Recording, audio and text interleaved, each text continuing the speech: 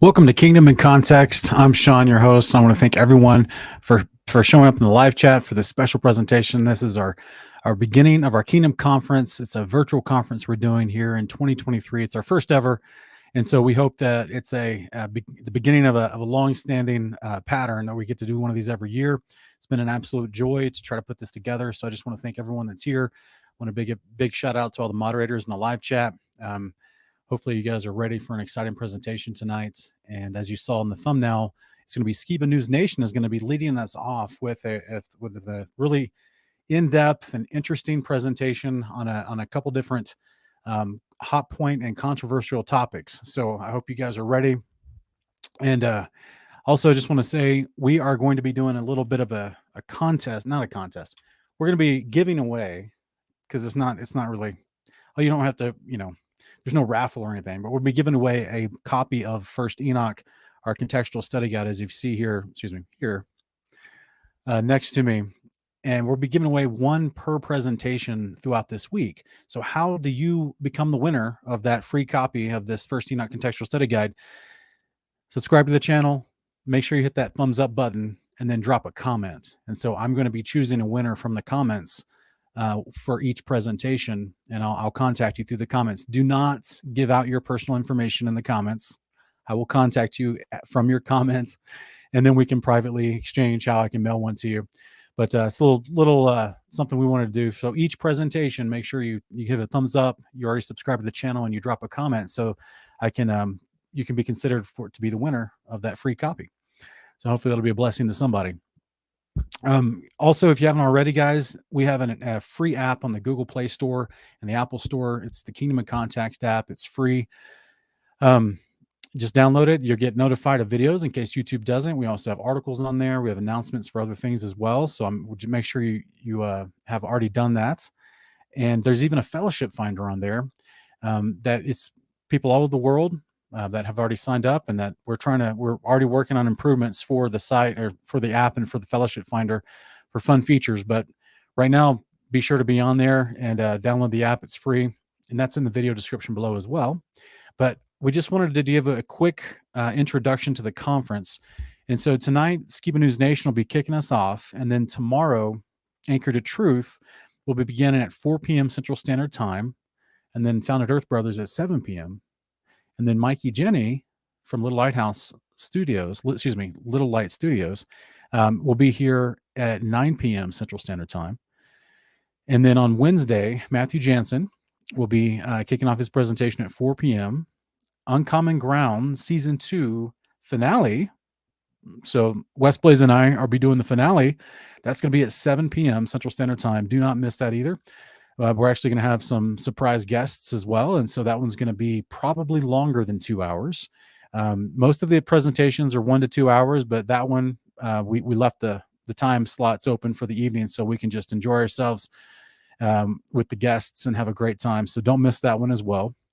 On Thursday, October 19th at 4 p.m., Whitsitt Gets It. It's Austin Whitsitt. Whitsitt Gets It. He's going to be presenting. And then Michael Temperato at 7 p.m. that night. I'm going to be presenting at 9 p.m. on Thursday. And then on Friday is a Power Pack day as well. Parable of the Vineyards at 1. Pastor Steve Martin is going to be at 4 p.m. Central Standard Time. Wes Blaze will be presenting at 6 p.m. Wildly Unpopular will be presenting at 7 p.m. And then Outside the Camp will be presenting at 9 p.m. On Saturday, 4 p.m. Central Standard Time, Flat Out Insights. So it's Chris Bailey and Michael Solomon. They'll be presenting. And then we're going to have a Kingdom Crew panel. So all the presenters will be invited to the Kingdom Crew panel. And you guys can ask live questions from the live chat. We're also going to be on Discord as well that night, so we can take questions from Discord chat as well. So don't miss that. It should be a great time. And then also Sunday is another incredible Power Pack day. So hanging on his words is Ken Heiderbrecht. He's going to be presenting at 1 p.m. Central Standard Time. Honor of Kings, that's Ken and I together. We'll be premiering Season 4 of Honor of Kings, plus special guests. Do not miss that. It's going to be a lot of fun, guys, because we're doing a new format, new books, new concepts. So we're really excited to premiere Season 4 of Honor of Kings. And then at 7 p.m. Central Standard Time, on Sunday, the last day, is Days of Noah premiere. Now, that's the animated series that we've been working on for quite some time. So if you're already not aware, it's in the video description below. Be sure to go subscribe to the Days of Noah channel. And that way you can be prepared for Sunday when we premiere episode 1 of season 1. It's an animated series about the lifespan of Noah, both before and after the flood. So as you can imagine, it's going to be wild. Here's a quick teaser for the Days of Noah series that will be premiering on Sunday. Do not be afraid, my sons. We have uninvited guests. Methuselah, son of the scribe. Do you and your family now see what becomes of believing lies?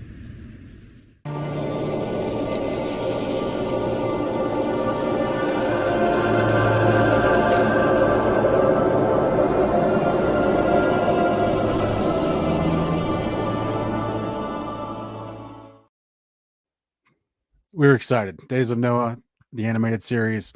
We're super excited, guys. So be sure to set the reminders for all these wonderful presentations this week so you don't miss them. And guys, without further ado, we would like to introduce both Jeremiah Skiba and Jake Grant. They're a part of Skiba News Nation.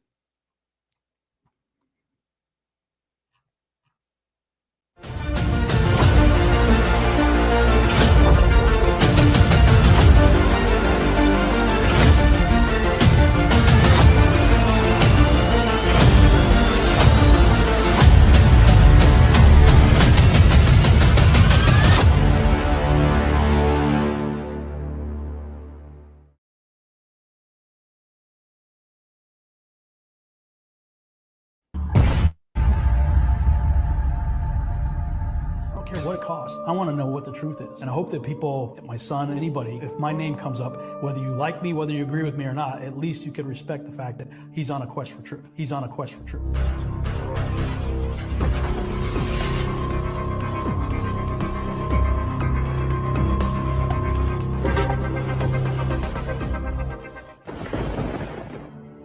Welcome to Skiba News Nation, bringing you unfiltered views, news, interviews, discussions, and more.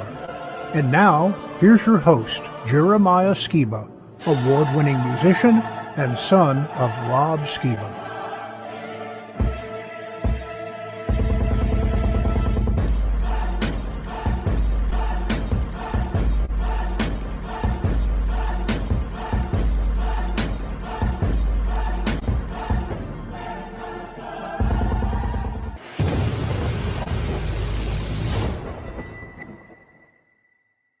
Romans 7 through 11 is all about us being grafted into the cultivated olive tree. Ephesians 2 is about us being adopted into the family that is Israel. So when I came off of dispensation theology and came to understand the grafting and adoption process, really as a result of marrying Sheila, because she had a 13-year-old son when we got married, and I adopted him into my family and gave him my name. So he was not a Skiba, now he is a Skiba. All of a sudden, Hosea is making perfect sense to me, and where Paul is quoting Hosea in Romans 7 through 11, I'm going, okay, I'm getting it. This is not replacement theology. People want to hear what I'm saying and accuse me of a replacement theology. That's not replacement. Jeremiah, my son, was a Garcia. Now he's a Skiba. He didn't replace me. He just got grafted into my family and is now heir to whatever my family has to offer him. And, you know, to whatever degree he wants to participate in it, he can pass on the legacy of the Skiba, you know, because that's who he became. He didn't replace me. He became part of my family. I don't know about you guys, but I'm there. I am trembling in awe of Yeshua and his goodness. But through the actual practical experience that I went through in my life, I have some small understanding of what was going on here. And then a number of years later, Yeshua restored and brought me my bride. I said, my picker is broken. I'm not picking the next one. You're going to have to pick the next one because I can't pick right. So he did. He brought me into a full-time ministry. I became a missionary in January of 2004. And a few months later, interesting, August, a new beginning, eighth month, August. So that's cool, man. In the 8th month, there, 2004, he brought the woman that would become my bride-to-be into my life, and she had a 13-year-old son when we got married. And so I adopted him. And he was not a Skiba. Now he is a Skiba. I get it. Right? I was not a people. Now I am a people. My son didn't change his DNA. He has Garcia DNA going through his blood. But I have given him a new identity. He wears my name on his baseball jersey. He is heir to anything I have to leave for him, and anything my family has to offer is his. He is free to participate in every tradition my family has ever started if he so chooses. He can go the route of following his biological father if he wants. But I have given him a new identity that he can choose to accept. I believe that's exactly what's happened with us. And I thank God for the things, because I always said I didn't want kids. I love kids. I actually really love kids, but I know the style of life that I have always had. I'm always on the go. I'm always traveling. And my dad was a 9-to-5er. My dad was always there for me. And I always said if I was going to be a dad, I wanted to be the kind of father my father was. But I knew that the type of lifestyle that I have and the ministry that I'm called to, I couldn't be that. But I end up marrying a woman who has a 13-year-old son, so I didn't have to do all that diapers and all the, I am now more on the coach side of things and can be the friend side of things and can be that for my son. But, he's 22 now, so he's off and doing his own thing, so I'm still free to travel. So God worked it all out and then taught me a pretty powerful lesson as to who I am in him through this scenario, through this whole situation right here. When you start to look at this from a different angle from what we're being fed in mainstream media, this is a lie. This is a controlled narrative. This is what they want you to believe. And the fact that I saw so many Christians just hook, line, and sinker line up for whatever the media told them to do this last go around, that was terrifying to me. The disciples asked Yeshua, what's it going to be like in the last days? Right. First thing he says is, don't let no man deceive you. But then later, he says that the last days would be like the days of Noah. Now, that begs the question, what differentiates the days of Noah from any other time in human history? Genetic manipulation. You get what I call the Genesis 6 experiment. And that's when 200 Watcher-class angels, according to the book of Enoch, landed on Mount Hermon in the days of Jared. And this is Genesis 6, 1-4, where the sons of God came down as the daughters of men, and they had children that became known as the Nephilim, who were giant offspring of the angels. And it gets so bad, all flesh had become corrupted, the Creator had only one choice, and that's to wipe out everything and start over again. He did so with Noah, who was found righteous in his generations. The Hebrew word used there is tamim, that's pure in his genetics, like a pure red heifer, same word is used there. So I believe that the genetic tampering that was taking place, especially specifically in the last 120 years leading up to the flood, was the reason for the flood. And that's what Genesis 6:12 says, the earth and all flesh had become corrupted. How did it become corrupted? It became corrupted through genetic manipulation. Genetic manipulation, what we now refer to as transhumanism. I want to know what the truth is. I don't care what it costs. I want to know what the truth is. And I hope that people, my son, anybody would, if my name comes up, whether you like me, whether you agree with me or not, at least you could respect the fact that he's on a quest for truth. Because we are living in a sea of lies right now. And right now, the Bible is my only compass in a sea of lies.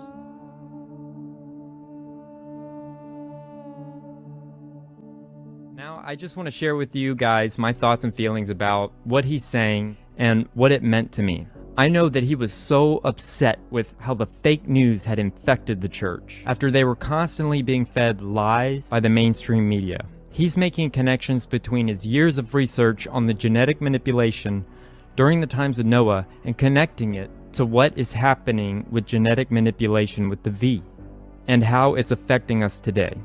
Today's humans want to make their own flood, aka the Great Reset.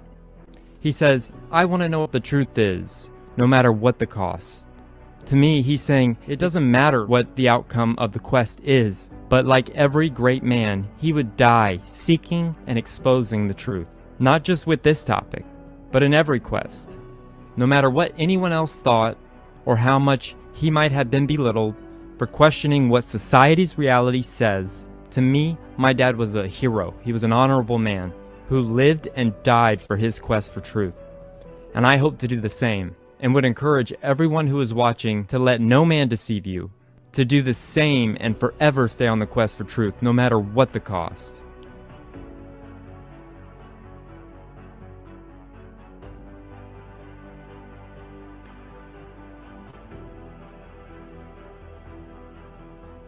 Truth. Seeking truth was my dad's thing. He was really good at research, and if he didn't know, he would research, and he would tell others, if you don't believe me, do your own research, you know, and that's what we encourage our audience to do. Once everybody just buys the lie, they're like, well, if we can get away with this, we can get away with faking the moon landing, let's see if they'll buy that, you know? If nobody speaks up, I mean, we're just doomed. That's why I love doing history on the show, is because those who do not know history are doomed to repeat it. It's true, it just keeps repeating itself. You have to know what the truth is at all times.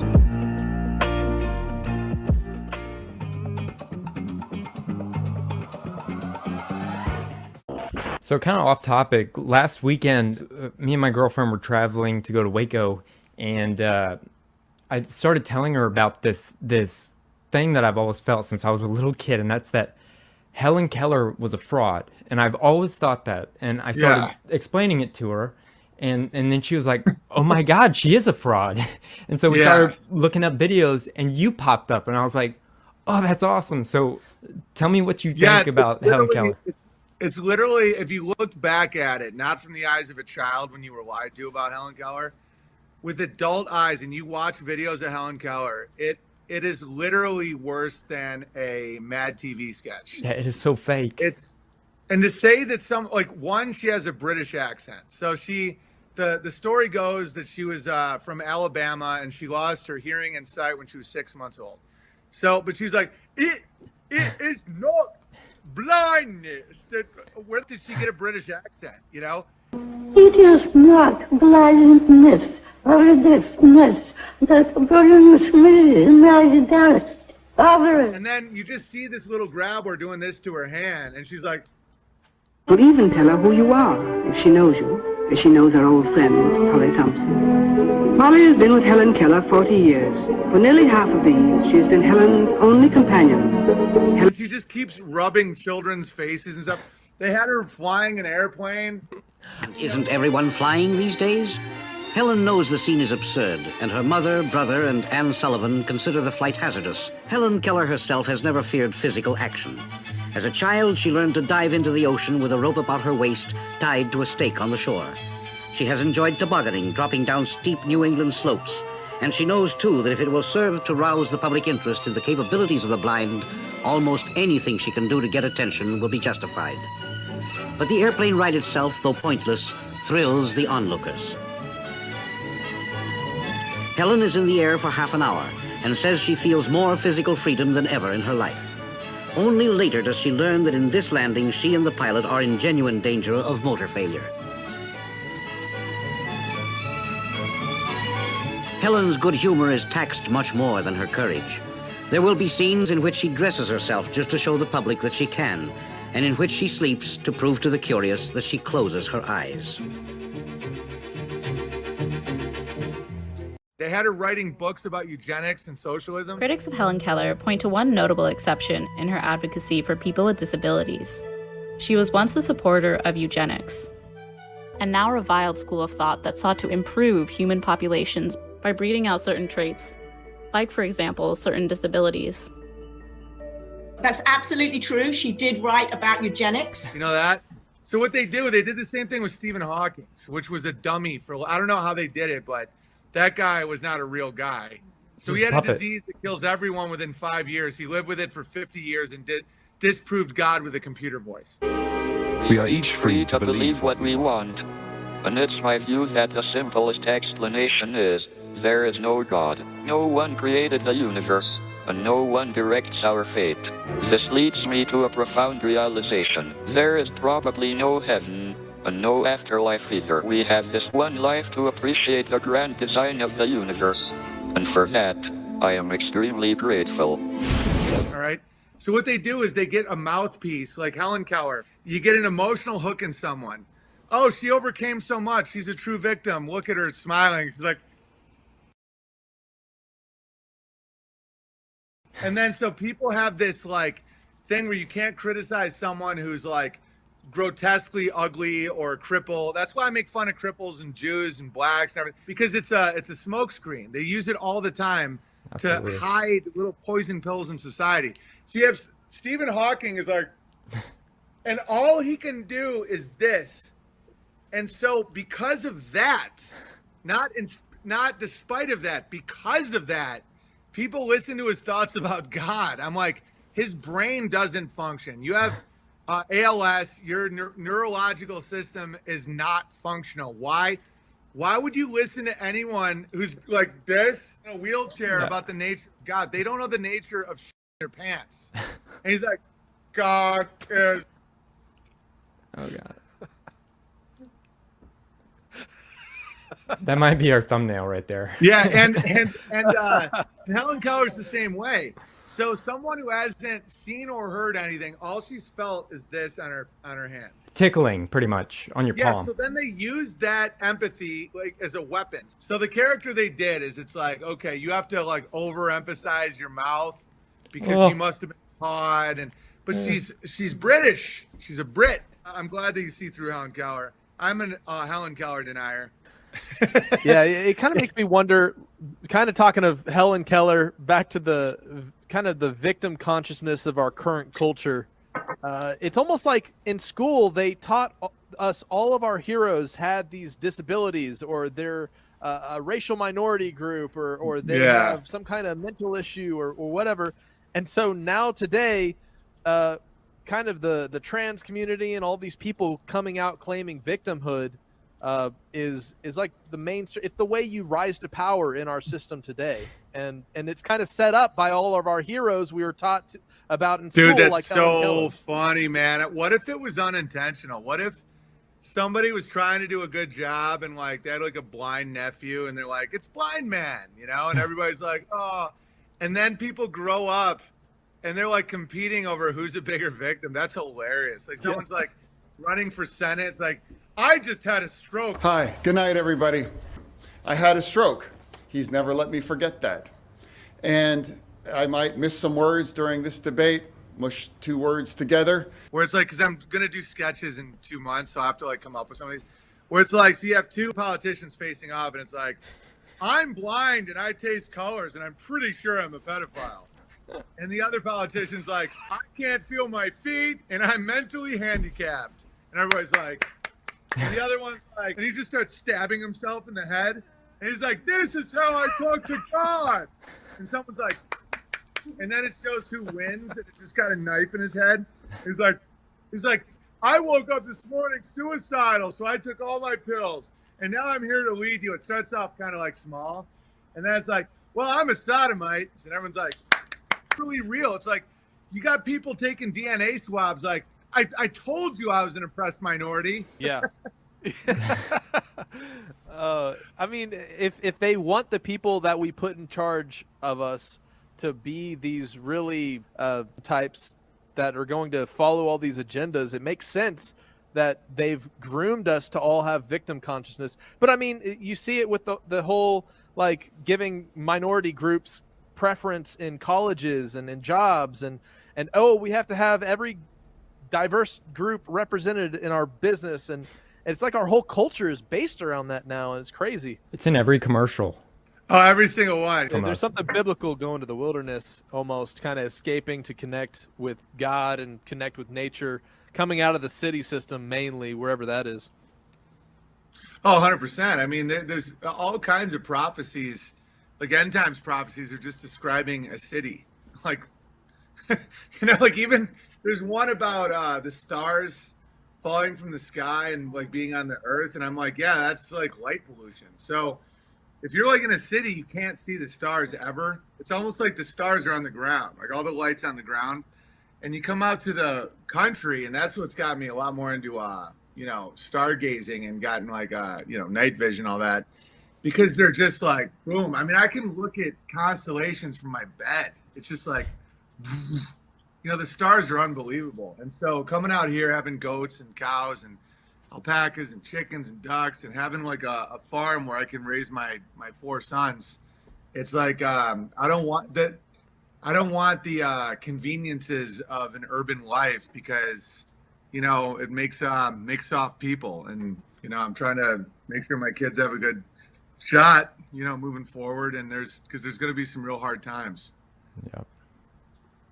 Yeah. I think it's awesome. Just your mindset of going into the country, raising family. I think both of the communities that kind of Rob Skiba had, and then our community and your community are really adjacent in a lot of those ways. Not to mention that we share a very similar view on cosmology and what the state of the world is. I mean, I know even Rob kind of veered away from the term flat Earth, but he more leaned into biblical cosmology, and yeah, you smart. also you know, you describe yourself as a realm earther, which is cool. Yeah, or a globe skeptic. Yeah, don't let them have their little traps. You know, it's like, you know, you're a homophobe. I'm like, I'm not a homophobe. I'm just not into sodomy. You know, just like it's like I'm not afraid of gay people. I just don't like sodomy for society. And then they're not really equipped. It's same with like flat earther, they put an image in your head where there's a disc floating in space and it looks retarded. Mm-hmm. So you just convey the same meaning without saying flat. I don't mind saying flat earther. I mean, yeah, there's a lot of people understand what flat earther means, but the way it's used as a derogatory term, it's like you know, like someone called me a white supremacist, or no, what was I? So I started calling myself a height supremacist, just to show how stupid that sounds. Like you just use these little games to show people what that is. It's like, oh, I'm not a white supremacist, I'm a height supremacist. Like if you're under 6'4", I don't consider you a man. That's great. Just like they laugh, because laughter is a vibratory state that allows people to shift. It's like alchemical. It's like if someone's laughing. Or if I know this sounds a little aggressive with a couple of fellas, but it's the same with like arousal. You know, it's like when you're in a state, or fear, you know, you're in a state of laughter, arousal, or fear, you can actually change your mind. If you're not in that state, you really can. And so, you know, me doing like a Globe Earth Sniper, I don't know if you guys have ever seen that cartoon, the Globe Earth Sniper, and it's just a cartoon where it's a sniper who just keeps factoring in the spin and he just keeps missing everybody. And it redirects who's the who's the chaser, like who's the rabbit and who's the wolf. You know, because a lot of truthers are always on their back heels, like defending themselves. Stop defending yourself. Like you're not we're not victims. You know, like I have always considered myself more of the predator than the prey. And so for a little while, I kept trying to convince people I wasn't crazy. And I'm like, no, I'm just going to make fun of how stupid it sounds that you're factoring in the spin doing long-range sniper work. Like, no one's ever done that. And so it's just, or like Globe Earth pilot. He just keeps crashing his plane.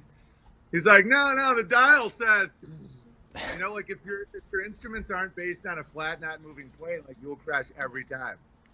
And so that's what I did. I'm like, no, I'm not going to complain about the food. I'm going to grow my own. I'm not going to complain about the future. I'm going to grow my own. Like, I'm not a victim. And I had a little bit of that for a bit when I was getting kicked out of Hollywood, but it's the same with the biblical cosmology or any of that stuff. It's like, no, you explain to me why you think we're spinning 1,000 miles an hour in an infinite blackness. Like, I'm like hammering the moon landing right now. And everybody's like, we've already been through all this. I'm like, no, we're back. Because I've noticed that the thing that really gets the 𝐤𝐤𝐬𝐿 on you is when you're analyzing their current psyop, which is what I did from, you know, April 2020. I was like, no one's died. You know, I'm like, name one person who's died from COVID. Don't wear a mask. Blah, blah. I was like I was on it from day one. And it was like that with the trans kid movement, all of it. Like, I'm like a bloodhound when it comes to mass manipulation. I mean, my dad had his PhD in persuasion, public speech, and mass comm. And it's like, it's mind control. It's like, literally, I completely understand how they do it. And so if you're hammering it while it's happening, I made fun of, I did the famous Dave Chappelle joke 5 years before he did, like when it mattered. You know, Caitlyn Jenner, Woman of the Year, hasn't been a woman for a full year. Like, that's my joke. And so when I did it, I got kicked off everything. And then later, after that operation passed, you know, they let Chappelle do it and be the controversy. But So that's why I'm not biting on this current, trans shooter thing, because if you pick it apart while it's happening, they always silence you. If you just hammer one op from a while ago to help people understand discernment and how to see through them, they don't. And so that's what I'm doing now on Twitter with homesteading and the moon landing, because they're not going to kick you off for showing how the moon landing deception worked. Yeah, we're entering into a different phase of the internet too, which is interesting because we were in kind of the golden age of porous information distribution back in the 2010s, right? Where you could find videos on YouTube with all these conspiracies and this and that.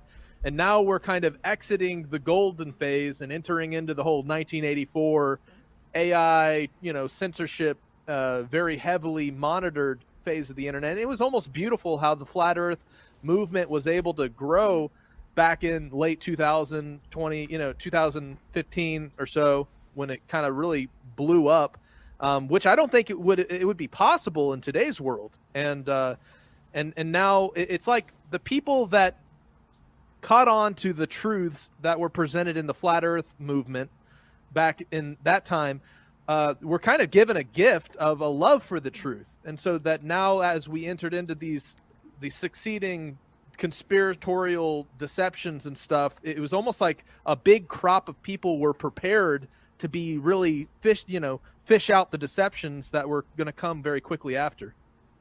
Yeah, absolutely. I made my own social media. Like Retarded Times is a social media app that we made that is, it's not for truth stuff. It's more for it is the ultimate truth stuff, but it's not about conspiracies. It's about growing gardens, families, finding employment, getting through economic hardship, all that. And that's growing every day. And so I'm optimistic about it because, I was doing a bit recently on one of my streams about how the ADL basically works for me now, where it's like I made it through the looking glass, and now any comedian who wants to make fun of Jews, I'll just call them up and get them shut down. It's mine. That's my turf. I make fun of Jews. And I find that to be hilarious. Well, and you're actually doing good. Like, instead of normal social media, which is mostly toxic, you're actually doing it for a good purpose. That's pretty awesome. Exactly. Yeah, and it's not because I don't like Jews, and a lot of people realize that now. It's because I won't let people sit in the corner. I won't let people I won't accept protected classes, because that's what you do to the damaged people. It's like, oh, you can't do jokes about black people or people in wheelchairs or Jews or anything like that. I'm like, why? And the answer is because these NWO types don't see them as people. The irony about this leftist globalist takeover thing is they are really, really into white, tall, smart, they're eugenicists. So it's like they'll never say this out loud, but the whole thing is about that they don't see blacks as people, or they just see them as scum. And I don't see them that way. I see different cultures as different. I make fun of Canadians and the Danes and everybody. And it's because the comedy is for everybody. It's and so when people just highlight certain jokes I do about certain quote unquote protected classes, my question is always, why are they protected? Why can't I make fun of the fact that, the handicapped always get the best parking spots, and it's infuriating. It's that's funny. That's obviously funny. And I've had a lot of people that are handicapped write to me that it's really helped them not feel like a victim to see me just rip on them. Because it's there's really nothing worse you can do to someone than not include them in a joke. It's so you're telling me these Jews can't be made fun of at all? Really, they're doing nothing that you can make fun of? So I never accepted cancellation because they don't get to cancel me. I'm a living man. They don't have any more power over me than I give them, That's awesome. Yeah, the deceptions on the whole topic of Jewish identity and the nation state of Israel is a really deep-rooted one, and it's not only just because they're kind of a victim group that uses it for their advantage, but it even ties into Christian identity that they've kind of usurped. We're the people of the book through different denominational doctrines and things. that are kind of passed down in innocence and kept in ignorance, the church has kind of coddled this whole protection of Jewish people. I mean, a homosexual guy living in Tel Aviv is called more a person of the book than, somebody who, is a modern, Baptist Christian in today's world, just because he claims he's a Jew and he's living in Israel, right? And so these it's retarded. Really it's retarded. I'm like, guys, you're making a claim about land rights to a God that you not only don't believe in, you actively hate. Like, do you think that's going to work? And they, like, short term, all this stuff always works. Like, lies work really well short term. It's like when someone first starts cheating on a trusting spouse, they can't believe what they're getting away with. And then, but once you lose that trust, once you lose your honor, you don't really get it back. You can only really sell out once. And then you can be redeemed, but you're never going to get that word back. You're never going to get that strength. Is all the vices they put on people and their victim consciousness is now blown back in their community. Like, it's like, what are you people? They're like, you're trying to hurt me, because that lie hurts them. It's like, you don't want to be a victim group. That's the last place you want you and your posterity to be, is considered a victim, because it makes you not grow. It's like, as a farmer, I have like a greenhouse, and I now grow. We grow most of our own food now. If those plants don't experience trauma and movement of air and like harshness, they don't grow roots and they just die. And so what people think they're getting away with, they don't really get away with. They only do short term. They indulge their flesh, and then they just wither. It's like, like right now that.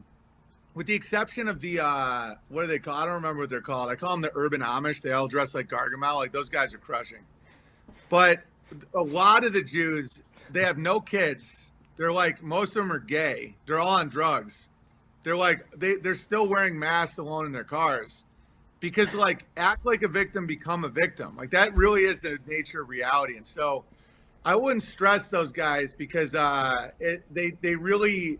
They're only hurting themselves, and it's all good. It's like, just have a great life yourself. Yeah. I think one thing we've kind of started to realize is that, the importance of keeping God's commandments is really tied to blessings and curses. And the Jewish community, I think they realized that if they come into a culture and they themselves keep the commandments of God, and then they kind of sell disobedience to other people, it allows them to rise in power as the curses that are kind of intertwined into reality fall on the goyim or whatever. And I think it's so amazing that as people realize that the word of God applies to our life and we should keep his commandments to be based, moral people, and they kind of fall into their own trap that they've set up to rise above our ranks, right? And so now you have, righteous, quote unquote, Gentile people that are keeping God's commandments and getting blessed because of it, while you have this just disastrous state of the modern culture that has trapped a lot of the people that, a few generations ago were, quote unquote, Torah observant, right? And it's a weird. No, exactly. That's why I love that neighbor is so important. And like, well, you do the weakest of me, you do to me, and all that. Like, that's all true. It's like, what they did is they just set traps for themselves, and now the more people see it, like it, if you think generationally, not just today or tomorrow, they're setting their own, they're setting traps for themselves, and it's like, it's a huge advantage when you know something that someone else doesn't know. That's why I think they keep flat Earth and all that stuff secret, because if you convince someone that they're descended from retarded space monkeys and they're on a spinning ball in infinite blackness, they're very easy to control if you know the truth about it. And so you set these traps and you set up the slave system, but technology outpaced the lie and people started seeing it. And now you're dealing with a very, very weakened elite class.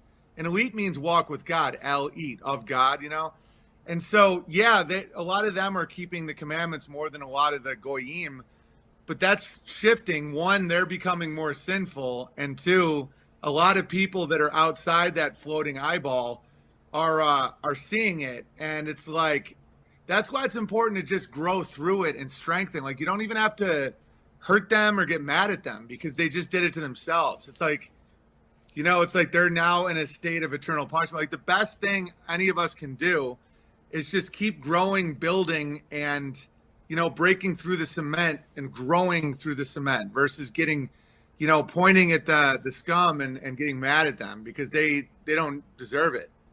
We are living in a sea of lies. I don't care what it costs. I want to know what the truth is. Whether you like me, whether you agree with me or not, at least you can respect the fact that he's on a quest for truth. He's on a quest for truth. What does it mean to be a stranger in the world that you live? Wicked men will not do you favors in the knowledge that they give. I'm a truth seeker, that's what I am. I see through the scan from the moon landings to 9/11, true shape of the earth. Yeah, we all know it's a flat land. I see the signs in the sky as if I was Batman. These are lies that are starting to sprout. You will become your own god or you will go straight to hell. Human ascension that's destined to fail. And you know I claim to be the light. The blind leading the blind are always destined to find a godless, poison, indoctrinated lie. I will continue towards the truth, forever on the quest, nothing left to lose. I will continue towards the truth, forever on the quest, nothing left to lose. We dive into topics others won't touch. We self-educate down the rabbit hole, it's never too much. The more we uncover, it will never be quite enough. We're on the quest for truth, so please come along with us. Family will turn against family. May the Most High forgive them for what they can't see. Cognitive dissonance is removed painfully. As you awake, you will find the truth is more beautiful than they can hide, than they can hide. Yeah. We're on the quest for truth. I said we're on the quest for truth. Yeah, we're on the quest for truth. Let's stay on the quest for truth. Yeah. This interview is not about religious views. This is about our constitutional rights as Americans, and how the government decided to take every right away from the people who died on April 19th, 1993 in Waco, Texas. The purpose of this interview is to give a voice to the people who the media has kept voiceless for so long. This story is their story, and is now being told by the members of their congregation and community to set the record straight. So I invite you to please listen and watch with an open heart and an open mind to the true story of what happened that day in Waco, Texas. Like my father often said, evil happens when good men do nothing. Viewer discretion is advised.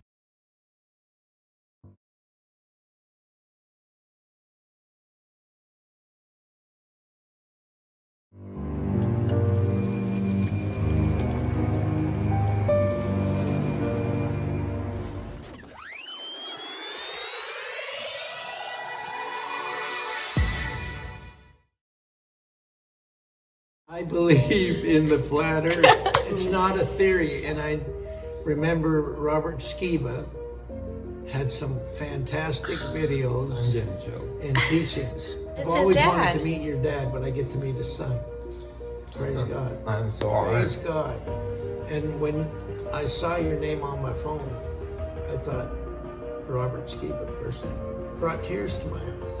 Really? Yes, because I really loved what your dad taught and how he taught it. Anyway, Peter. Yes. Come and meet Jeremiah. Remember I told you about Robert Skiba, the guy that was teaching about the flat earth in Dallas area? Now I remember, yes. This is That's his my son. dad. Good to meet you. Very nice to meet you. Awesome. Yeah, his dad taught about the flat earth, the Nephilim. Right. He was a believer. Okay, very good. Kept the feasts. Right. Yeah, it was really good. He was really a good teacher too. Well, whatever you want to do with this subject here, I'm for it. The thing that blows my mind is this could have easily happened to me. This here? Yeah. Yeah, this was cancel culture at their best. Oh yeah. Yeah, they massacred these people. And they had reason to do it because David Koresh was going to expose their human trafficking, their gun running, cocaine processing, and their pedophilia that was going on this property while he was gone. Wow. But they switched it around to make it look like he was they demonized him. Yeah. And so Bill Clinton and Jeb Bush, I mean, if you look at this banner up here, yeah, they're the ones that were recruited by George Bush Sr. to manufacture guns and to send them down to the Contras. And the Contras were paying with cocaine paste and women and children. Wow.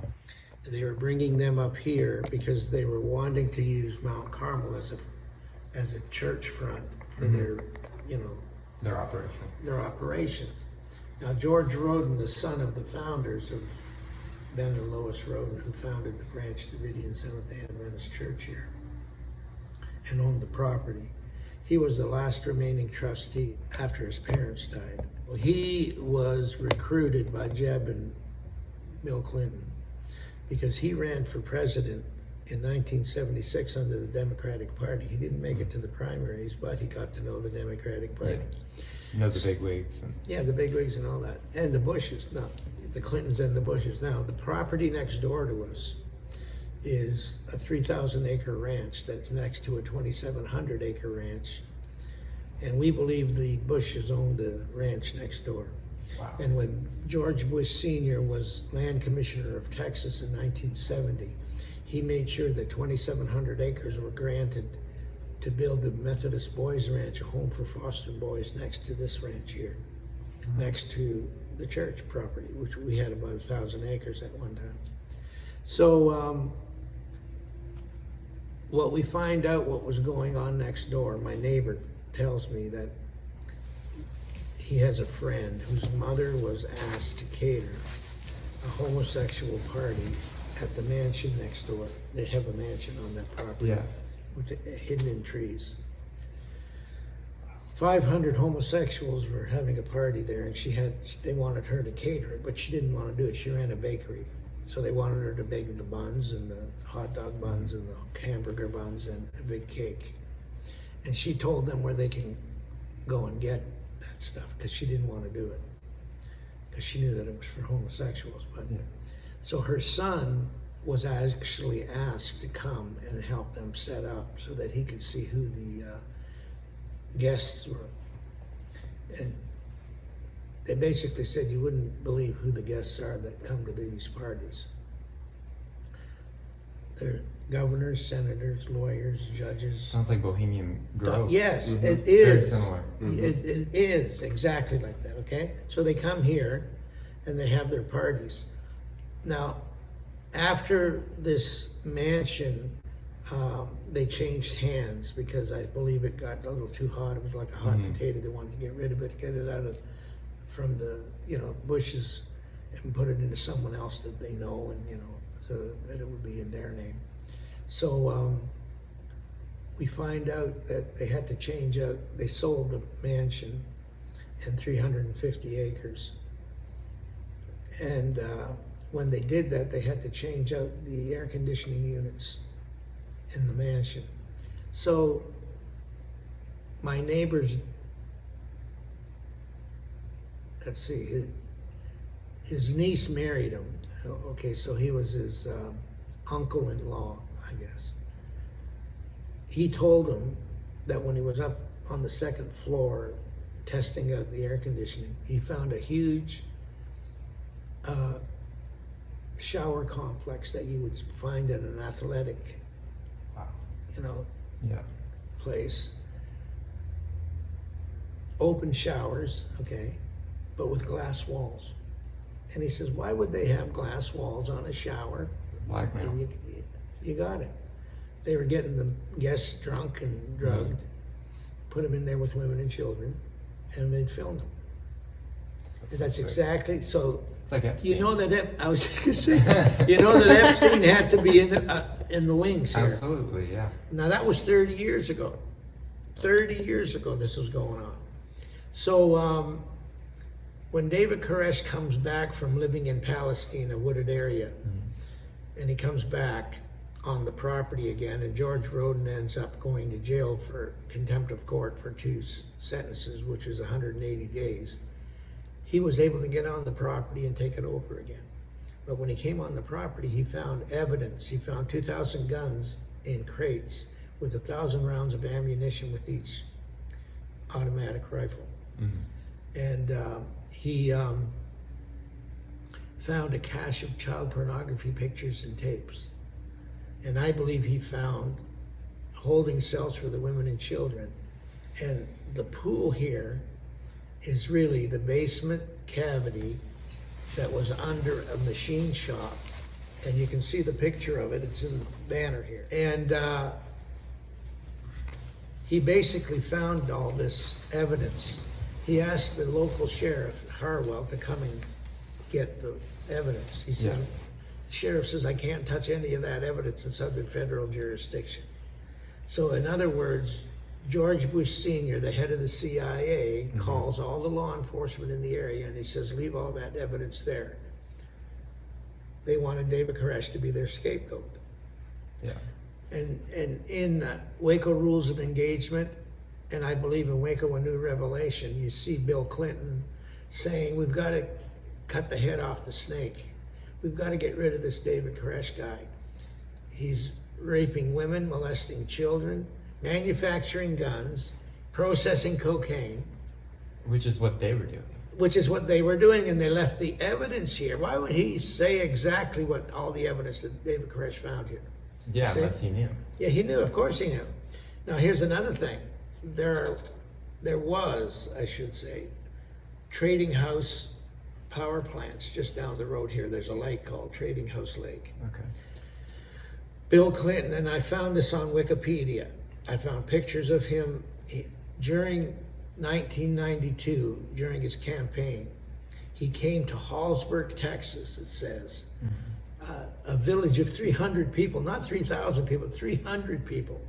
And then he went to the power plants that only had about 10 employees there. Not a big campaign stop, right? Why did he come? Yeah. 2 miles away from Mount Carmel. I got this from the district attorney who represented me in a court case over the property.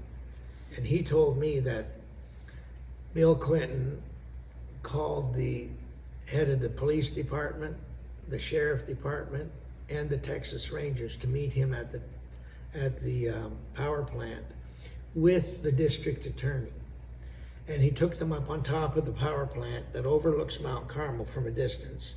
He looked through his binoculars and he saw that all the houses on the property were torn down by David Koresh. And the building that they had, the machine shop, he tore that down. He even tore the church down. Now, I believe he tore down all these buildings because when he looked at the pictures and tapes, he saw that they were raping the women and molesting the children. Just a bad symptom. And even sacrificing them. You know, we don't know what they did to them, but so he saw all this and he was upset, to say the least. Yeah. And he felt that they desecrated church property, so he tore everything down. He didn't even, I don't even believe he used the lumber, because it doesn't, the configuration of that building, I call it a hotel. They want to call it a compound, but it's not a compound, it was a hotel.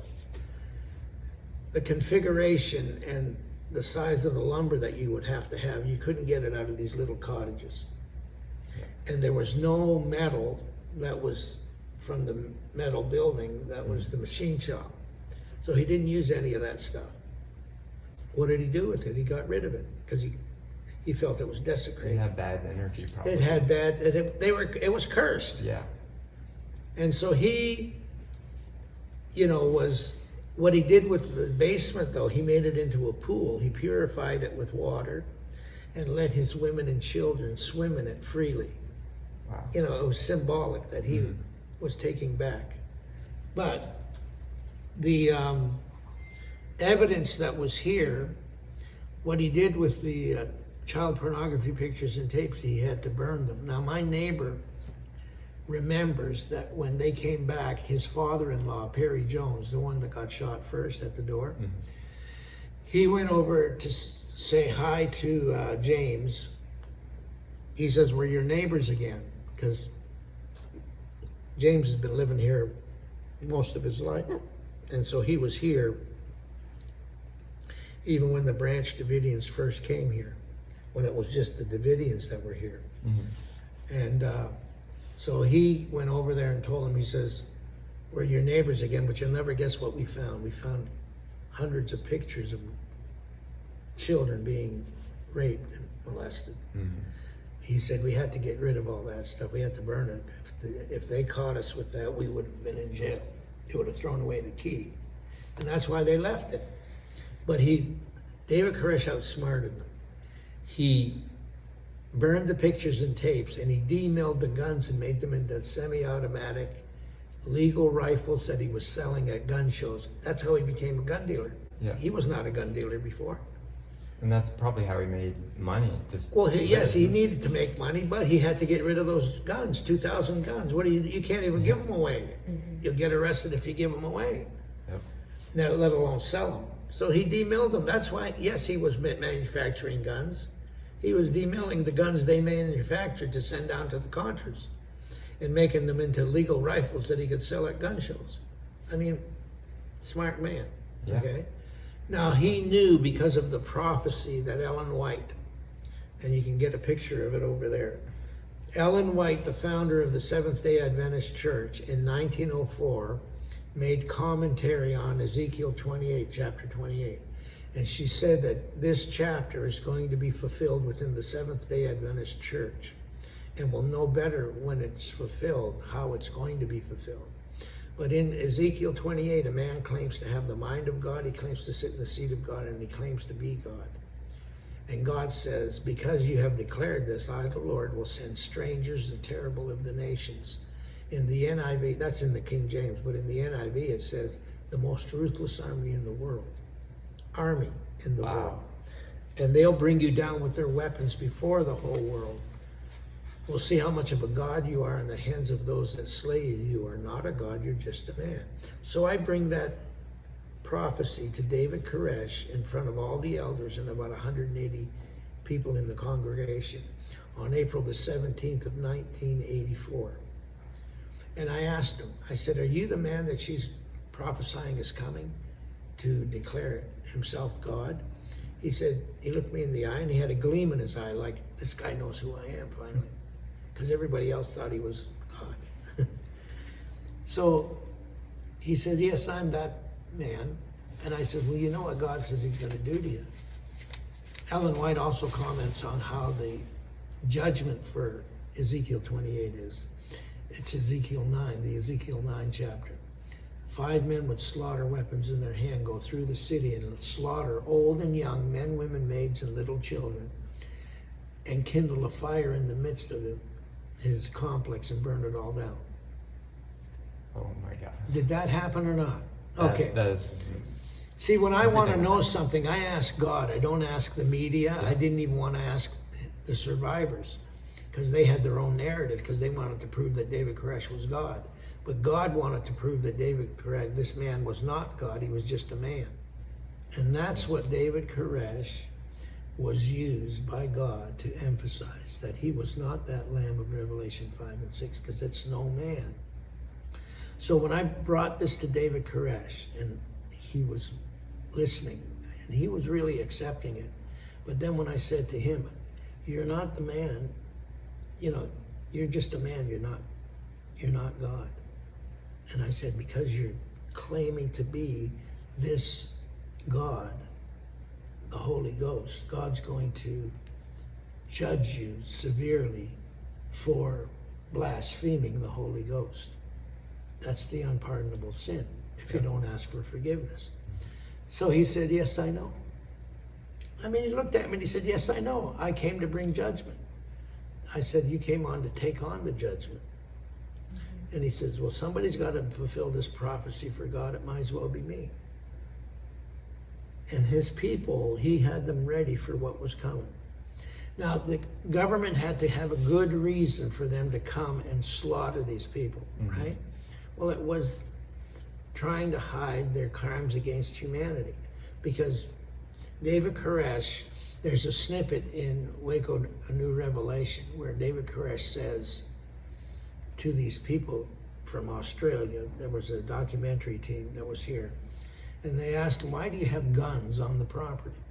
You know, a church property, why do you have guns? He says, it makes no difference whether we have guns on this property or not. It's a Second Amendment right. You have guns? Yeah, we have some. Well, can we see that? Is that okay? Well, I guess if you want. You know. Now, it makes nobody's business whether we have a gun or not at this place. Guns are the right of Americans to have. You know, it's bringing up guns in a situation like this is something that can be, you know how people think. And the United States is one of the greatest countries in the world. It has liberty and justice for all, not for religion, you know, not for some, but for everybody. And he says, he rhymes off a couple of lines of a song he wrote. This, having guns, is for the little children. God knows how it should be. Stars and stripes are flying, bringing justice and liberty. And then he looks straight in the camera and he says, for the children's sake, you may have to take up a gun in the future. Well, what do you think's going on right now with the deep state? The white hats are taking up their guns. The army are taking up their guns. The patriots are going after these pedophiles worldwide, not just in the United States, but worldwide. So David Koresh, I believe that was a prophetic utterance that he made. But he was willing to die for the children's sake. And that's why I wrote the book. Jeremiah, I want you to have this book. I call it Waco, A New Revelation, for the children's sake. Why the deep state massacred David Koresh. This is why they did it, because for the children's sake, because he was standing up for the children. He wouldn't let his own children and his wives, I'm not condoning, you know, his sin, but God had to judge him as an apostate, because that's what the prophecy says. He's an apostate claiming to be God. Well, that's an apostasy, and it's blasphemy. And he had to commit that sin for God to judge him, according to the prophecy. So he committed sin. Yes, he was a sinner, but God used him as a sinner. Remember, Christ took on sin, and he used him to die in our stead so that we don't have to die eternally. But he died for us. Now, I'm not saying that David Koresh was Jesus Christ, no, but he understood the mind and heart of God to the point where he was willing to sacrifice himself and his people for God, to be obedient. And God says, I don't want sacrifice, I want obedience. But he was willing to sacrifice himself to be obedient, because that's what God asked him to do. Now, after I said that to him, told him about the prophecy, he put his arm around my neck, turned around to the elders, looked them in the eye, and he said, this brother's teaching truth, you better believe him. So he was admitting to them that he wasn't God, he was just a man, and that he was going to be judged of God. But they didn't want to believe that, because in their minds and hearts, they thought, he's our Messiah. Okay? So from that day forward, because they didn't want to believe the truth that even David Koresh said, it was truth. Ellen White, they believed that she was their prophet, Seventh-day Adventist prophetess, okay? And they didn't want to believe her either. They didn't want to believe me.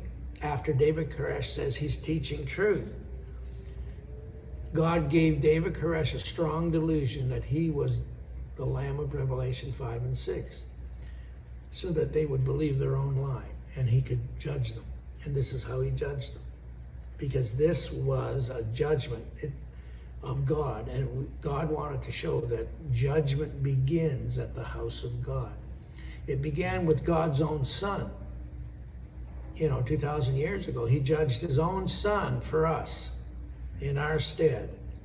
So David Koresh was willing to die like God's Son died for us, so that you and I would understand what the heck was going on with this pedophilia, the deep state, 30 years ago, not what we're finding out now, it's coming out now. Oh yeah, the reawakening. Yeah, we're being awakened now. But what we really need to be awakened to is who the Holy Ghost is, who he was claiming to be. Anyway, that's what David Koresh was used of God to emphasize and to allow me to tell the truth about what really and truly happened. So if you're willing, brother, to get this out, you'll be doing God's will, because that's what we need to do. You know, I wanted so much to go to one of his conferences, and he taught me about the flat earth, and he made it believable. You know what I'm saying? Yeah. And it according is. to the Bible. Yeah. According to Scripture, absolutely. And I've got all his videos. I mean, you know, really? I watch them. It's a shame they killed him. Yeah. But who looking to see if they're going to try to kill me because of what I'm saying. God's protecting me.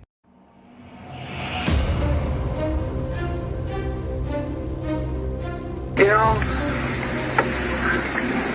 it's not against law to buy a firearm. It's not against law to buy anything that they sell at a gun show.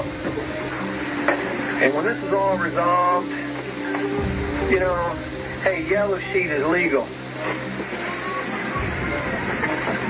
The accusation is not. And bringing these tanks and stuff around here, I tell you what, being an American first, I'm the kind of guy that I'll stand in front of a tank. You can run over me, but I'll be biting one of the tracks. No one's going to hurt me or my family. That's American policy here. You could have arrested me any day as I jogged up and down this road. You could have arrested me going to town or going to Walmart. Waco is going to bear witness against the ATF. The two agents across the street over here, Robert Gonzalez, I love the guy. I was honest with him. I brought him into my home. He was going to stay for 2 weeks. All this stuff you guys may want to avoid and deny. You know, he wanted to tour around the place. I promised him a tour. He could have talked to any of these guys around here, anybody. He was free to come and go as he chose. And I do not appreciate it, and never will I ever appreciate somebody coming here with 2 helicopters and cattle trailers and all that, and pushing people around with guns. See, I'll meet you at the doorstep any day, you know, and somebody will get hurt. If you want to keep playing that game, I'm talking to you. Somebody's going to get hurt. Because this ain't America anymore when the ATF has that kind of power to come into anybody's home and kick doors down and things like that. Now, I do understand, someone reminded me of this, I do understand that one of the officers says his gun went off on accident. And that, you know, that was just like a signal and all that, you know. But look, besides the point, ATF, you boys are wrong. Your practices, your habits, yeah.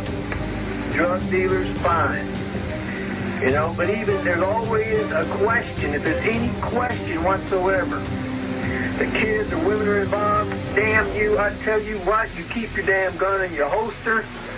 You send a couple of big, brave, invincible kind of men, you let them knock on the door. If they're so damn involved to where they can risk their lives for the name of the law, then send them up bulletproof, put them in some kind of night armor or whatever, and let them knock on the door and ask the questions first.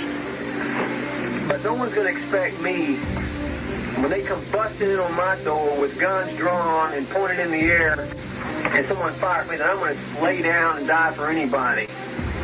That just ain't going to happen in this country. God speaks to me. I have a message to present. You may not believe that. If you don't believe that, then believe this. Irrespective of God speaking to me. See this here? See, this is my family. It may not be like your family. You know, it may not be like your family. This one here, you know, he's my family too, right, Joseph? Yeah. Tell him, you know, look in that camera and tell him what you think about it. Who treated you good? David. You know, do you mind that, son? Huh? Do you love Joseph? Your best buddies? Yeah. You too, Damon? So, you know, you do it your way, I do it my way. You got to argue with me, you catch me on the side of the road somewhere, and you come and argue with me.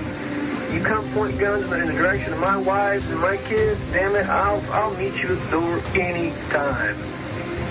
And I'm sorry some of you guys got shot. But, hey, God will have to sort that out, won't he? So we're going to send this tape out now. And I'm leaking in the back here. I got to get this taken care of. And I'm hoping to get stronger. And maybe we can send more tapes as issues develop. I do thank you guys.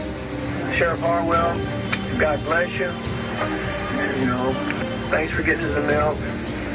And what can I say? They call me a rambling man, don't they?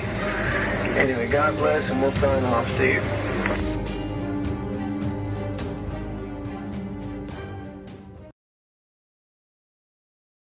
This spring marks the 30th anniversary of the deadly assault by federal agents on the Branch Davidian religious sect near Waco, Texas, which killed 82 people, including 23 children and 4 federal agents.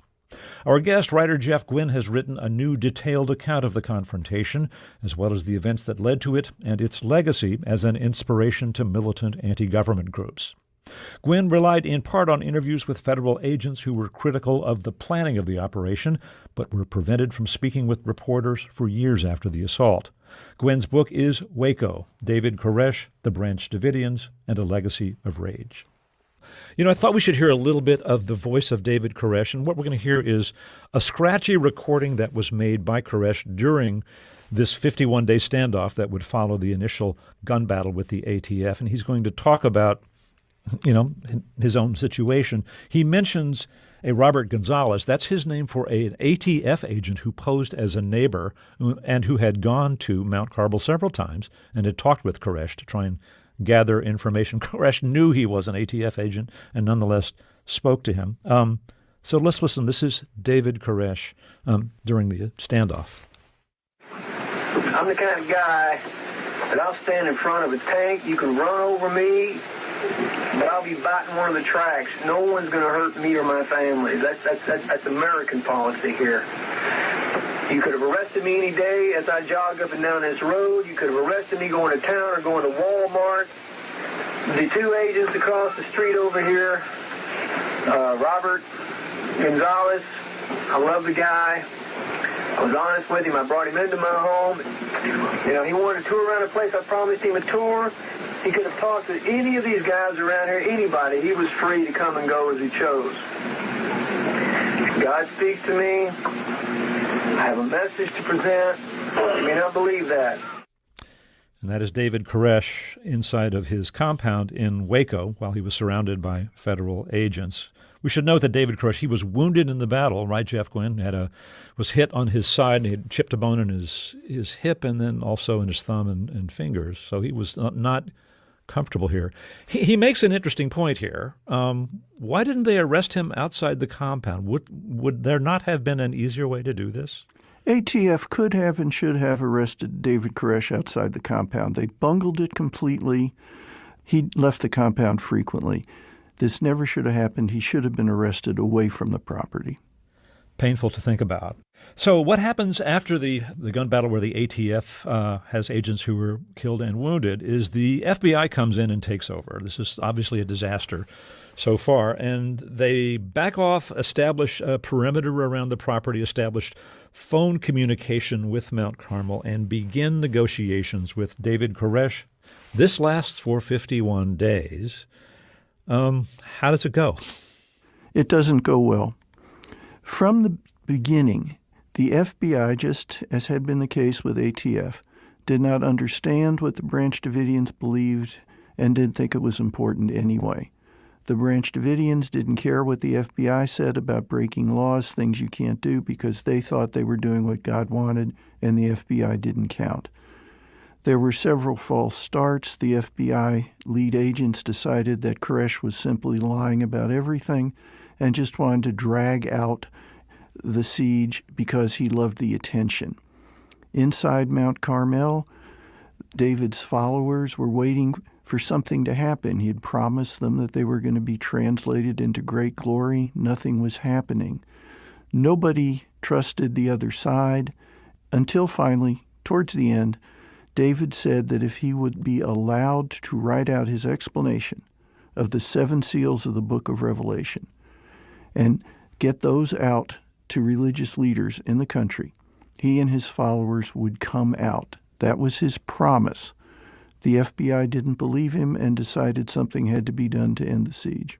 Right. Well, I guess he claimed he had finished the first of the writing of the first of the seals, and it was going to take longer. And so they decided things had to be done.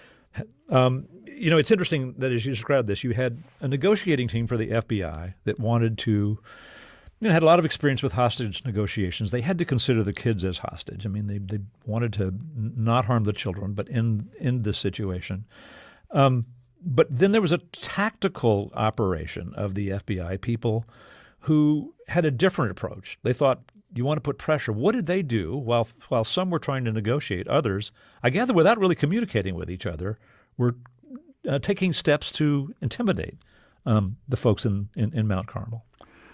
It's pretty intimidating when the FBI brings in all kinds of military vehicles, including tanks, to surround a building. The people inside are not going to feel safe and secure. It was the negotiator's job to keep everything calm. It was the tactical team's job to make sure the Branch Davidians understood the FBI could end this at any time if they really wanted to. There was tension, and eventually the tactical team won out.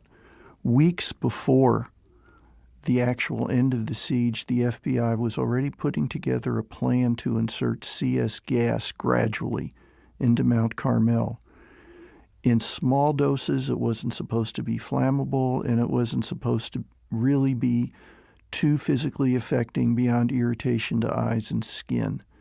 And it would be enough if inserted gradually so the Branch Davidians will come out. Ultimately, that was the plan that was approved by the Attorney General of the United States, Janet Reno.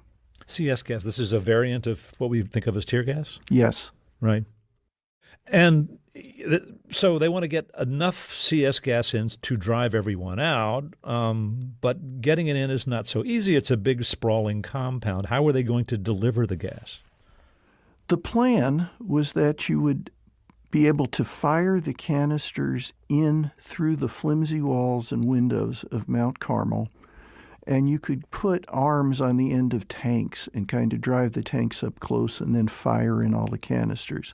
These canisters were about the size of Coke cans, if that would give you a better sort of image of what's going to be flying through the air. I was told by the FBI's lead negotiator, Byron Sage, that the FBI did get permission to gradually insert the gas, but that his agency actually had a Plan A and Plan B. Plan A was over 2 days, they'd insert a little gas at a time until the Branch Davidians gave up. Plan B was if the Branch Davidians fired at the tanks and agents as they approached Mount Carmel, they would simply put in all the gas at once and force everyone out. It was a windy, cold day. The canisters first went in. The FBI claimed that there was gunfire from Mount Carmel. Surviving Branch Davidians swear that never happened. But for whatever happened, all the canisters went in, and gradually swirling clouds of CS gas began to spread throughout the building. The only heat the Branch Davidians had came from Coleman lanterns, with oil that had to have little flames. Within a few hours, somehow, the gas ignited. It was inevitable it would. There was such an accumulation of it. And the building went up like a book of matches. The fire was almost instantaneous. The flames rose in the air. Of the Branch Davidians left inside, only 9 escaped with their lives. No one else came out. Everyone else died in just a flaming hell. It's almost indescribable how horrible it was in there. How did David Koresh die? David Koresh's body was discovered in Mount Carmel alongside the charred body of one of his lead followers, a man named Stephen Schneider. Koresh had been shot in the head. And then Schneider had killed himself, the autopsy showed. He had put his gun in his mouth and fired a bullet. Apparently, it was an agreed-on suicide. And this was taken as proof that some of the Davidians decided they would kill themselves. This wasn't suicide in their minds. They were simply taking the step to translate themselves up to God before the agony of the fire would have consumed them. 9 Branch Davidians did escape with their lives. Did any of the children escape? No. You know, during the 51-day standoff, after the gun battle with ATF agents and before the FBI launched the raid that ended this was a huge national news story. And this, of course, this all happened about a year after the Ruby Ridge standoff in Idaho, where there were deaths at the hands of federal agents, and would become a seminal event in the minds of anti-government activists. Did anti-government activists show up at Waco to make a point about what was going on? During the siege, you had basically 3 categories of civilians crowding around trying to see what was happening. There were just the usual gawkers who were out for a show. Then there was a group of people who were very pro-government agencies, and 4 federal agents had been killed, and these were people who were screaming for the religious nuts to come out or die, one of the two.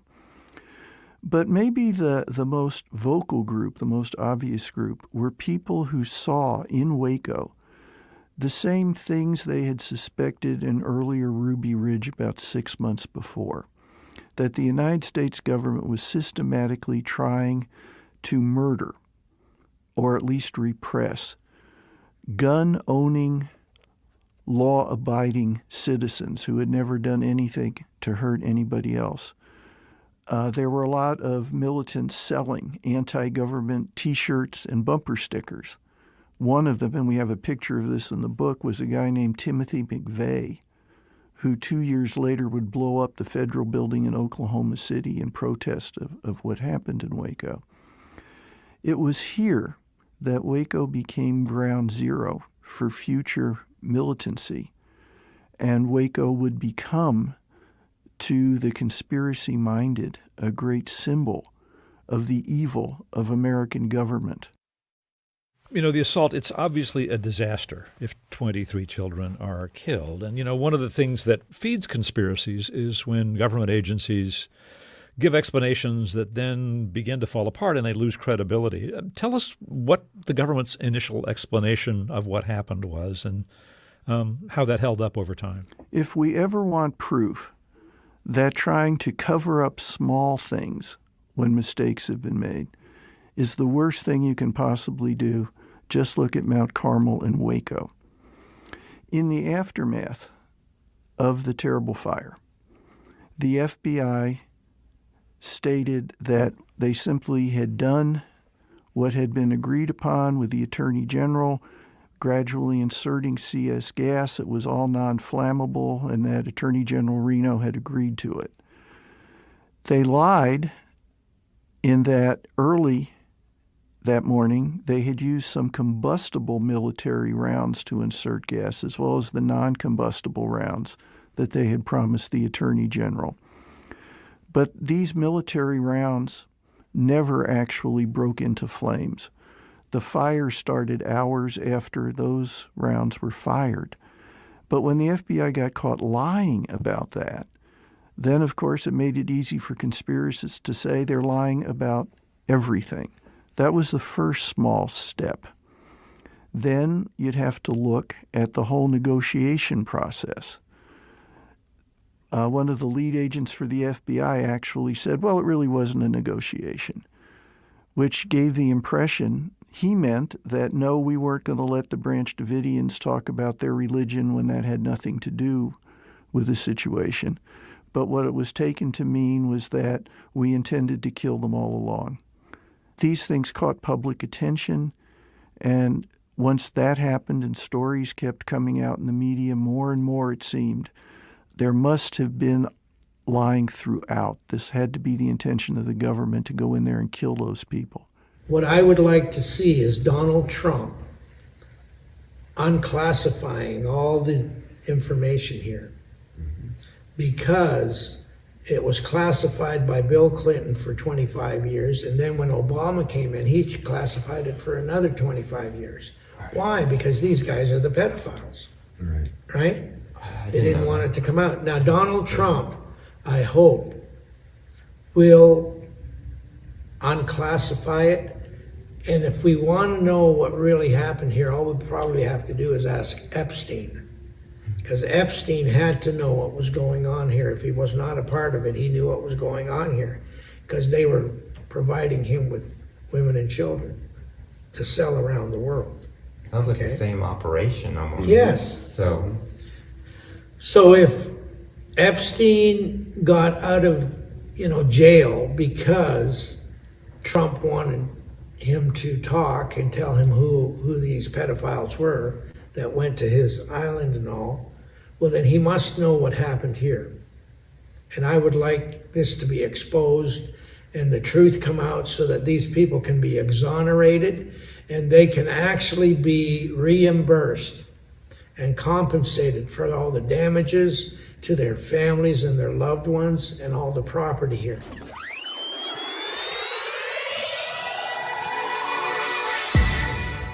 Today we have a very special guest on our show, award-winning author, filmmaker, and researcher, Mr. L.A. Marzulli. Welcome to Skiba News Nation, Mr. Marzulli. It's an honor to have you as a guest on today's show. How are you? Great to be here. Thanks for having me on. What is the most fascinating thing that you have learned during your years and years of research, do you think?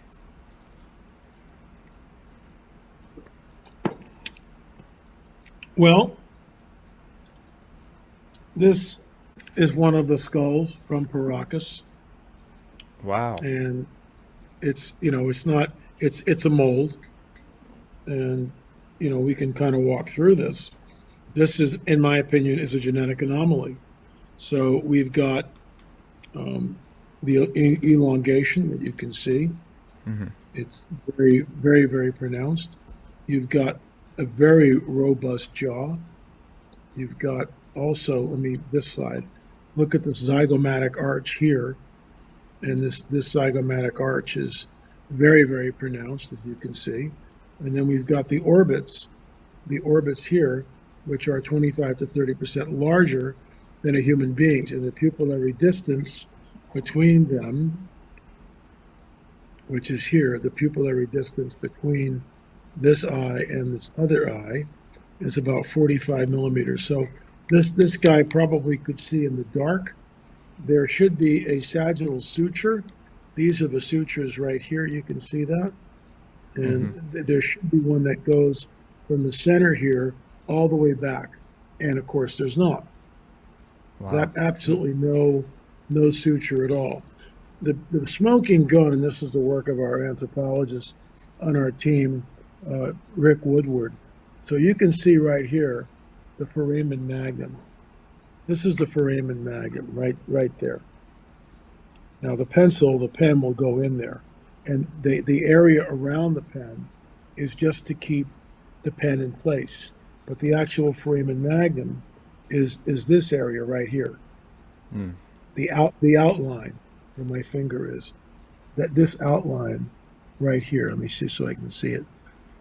Right there. That's where the skeleton and all the tubing, the wires that are inside our spinal column connect to the brain. It's actually amazing. The problem is the foramen magnum is all the way to the exterior, all the way to the exterior of the skull. If it's any further out, it's outside the skull. That foramen magnum should be right about here. Let me tilt this down. Wow. Kind of hard to do things upside down. It should be in the center of the skull, and it's not. It should be like right there, and it's not. So the bottom line is you cannot genetically, or you cannot cradle board an infant and move the foramen magnum. You just can't do it. This is done in utero. This is something that is genetic. In our film, on the DNA of the Paracas skulls, we show surgeons and medical doctors, anthropologists, archaeologists, chiropractors, just this whole multidiscipline team.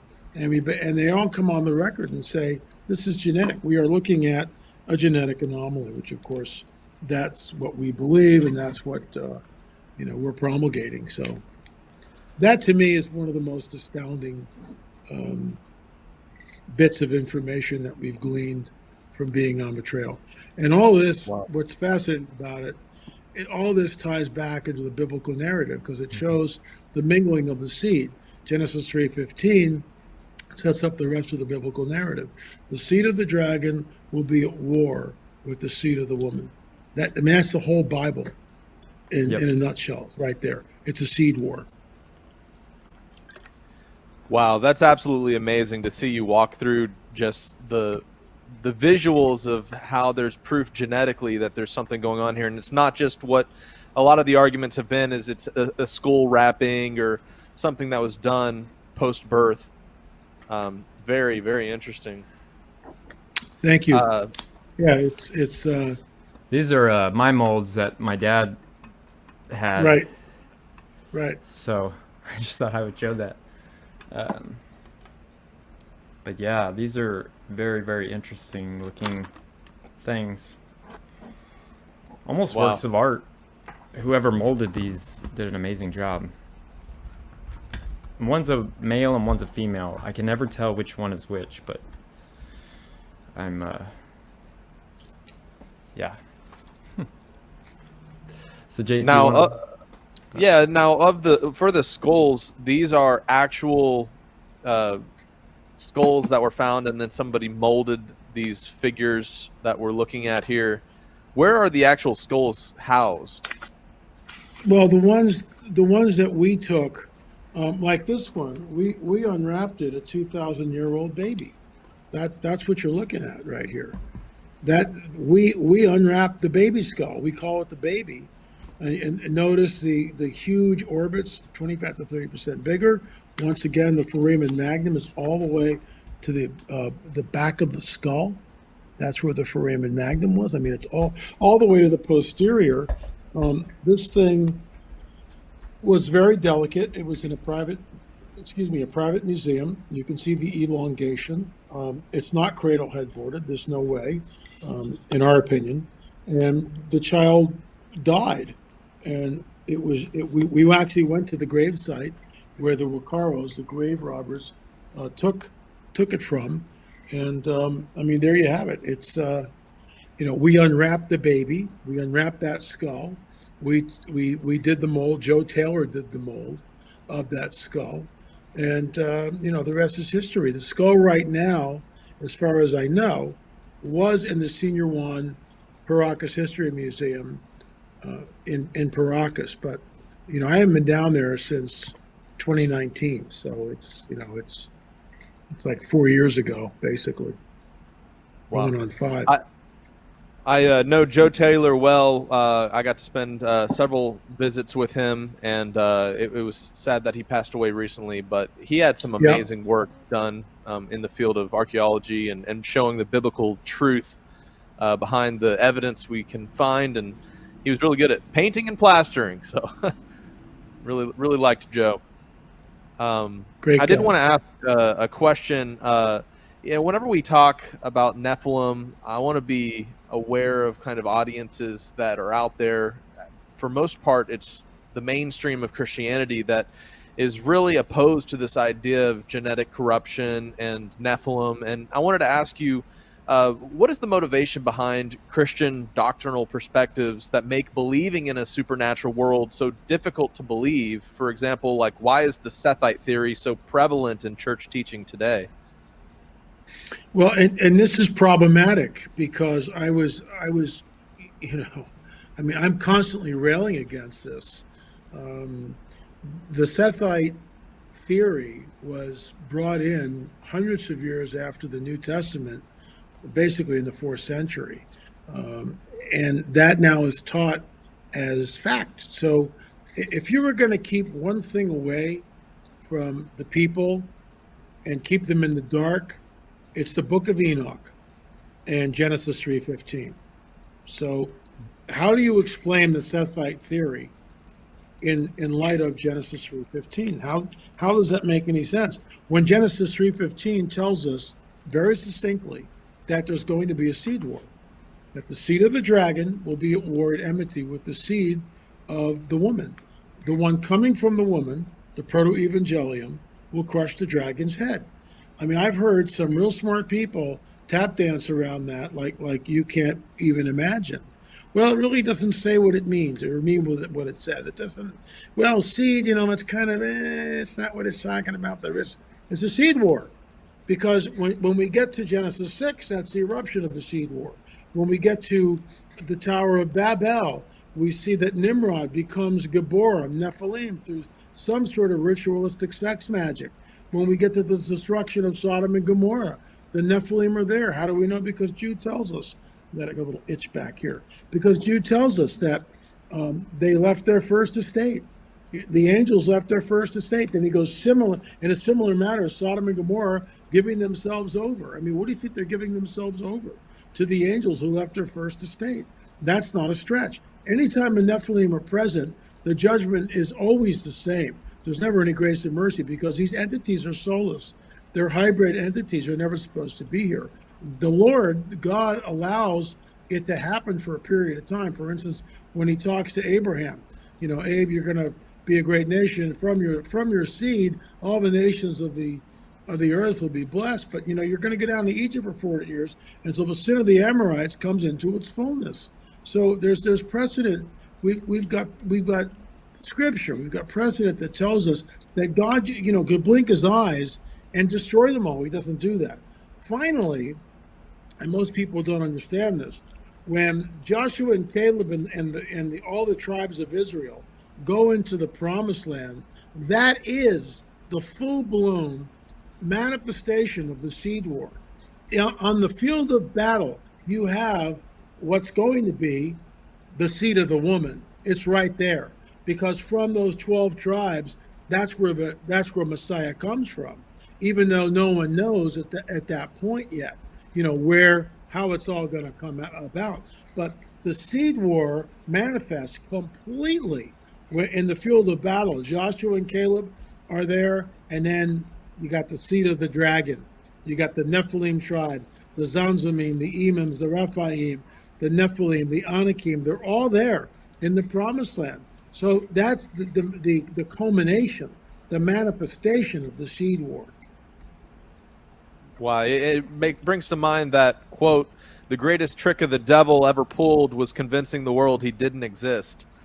And perhaps that's why this Sethite theory is so pushed heavily on the church, is to convince us, hey, there's no boogie monster out there. There's no Nephilim hybrids or anything like that. And it definitely does seem like there's an element to Scripture that's unlocked, understanding the whole seed war between these Nephilim entities and mankind. You brought up the book of Enoch. I wanted to ask, is there any parts of the book of Enoch that are your favorite, that really stand out to you as something that's been instrumental in some of these pursuits? Well, in chapter 6 mirrors our chapter 6 in the Bible, almost exactly word for word, with a couple of exceptions. It amplifies what we're looking at and tells us exactly who the sons of God are. The angels of heaven. That's what it is.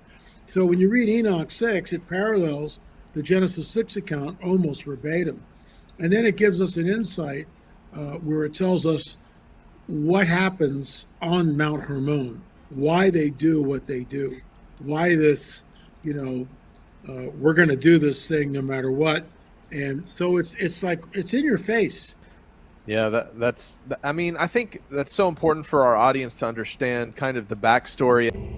Bereshit, Genesis, chapter 6. And it came to pass, when men began to multiply on the face of the earth, and daughters were born unto them, that the sons of Elohim saw the daughters of men that they were fair, and they took them women of all which they chose. Chapter 6. And it came to pass, when the children of men had multiplied, that in those days were born unto them beautiful and comely daughters. And the angels, the children of the heaven, saw and lusted after them, and said to one another, Come, let us choose us wives from among the children of men, and beget us children. And 𝐸𝐚𝐽𝐬, who was their leader, said unto them, I fear ye will not indeed agree to do this deed, and I alone shall have to pay the penalty of a great sin. And they all answered him, and said, Let us all swear an oath, and all bind ourselves by mutual imprecations, not to abandon this plan, but to do this thing. Then sware they all together, and bound themselves by mutual imprecations upon it. And they were in all 200, who descended in the days of Jared on the summit of Mount Hermon. And they called it Mount Hermon, because they had sworn and bound themselves by mutual imprecations upon it. I also find it interesting that we get what the fallen angels taught the men. And we see this quid pro quo happening, where we'll give you technology, just give us access to the women, which I believe is happening today, right here in modernity. So, Enoch is essential. Enoch 1 is essential reading, and why people argue whether it's, canonicity is, it should be part of the canon, it shouldn't be part of the canon, and people just argue that till the cows come home. And, my answer to that is, it's the book of Enoch in the Ethiopian Bible. It precedes Genesis. So that is a 9-footer right there. That's a 9-footer. Wow. So when you take Ralph and you stand him up like that, he's 5'8", and then you take the skeleton out and you take him out, and that's what you look like. And then it's this. So basically a 9-footer. Wow. So I discovered that picture out on Catalina Island. That's my discovery. Other people have taken it and make it, they make it sound like they discovered it. But I was the guy in the archives who found the picture and then took the picture of the picture. So later on, they came back to museum, and let me see if I can find that real quick, which is just incredible. So they showed us what that was. But lo and behold, where's Ralph? Ralph. Hold on. Yeah, and it's they. Let me see if I can. It's really a fascinating book, if I do say so myself, because it's got a lot of information. I mean, we are talking a ton of information here. How can our viewers find it? Just go to my website, 𝐷𝐴marzulli.net. Sweet. 𝐷𝐴marzulli.net. And yeah, you can. Sorry, guys. No worries. Nope. Elongated pictures of elongated skulls. That was on Catalina Island also. You see that? Mm-hmm. Man. That was on Catalina Island in the archive. See, I wasn't supposed to find any of this stuff, but I did. And then you get this. Let me see if I can find this. Why can't I find? Give me a second. It's around here somewhere. Because when we went back to the museum with there it is. So you guys know what the original picture looks like. So we walk into the museum and this is what we see. And then we hold the book up.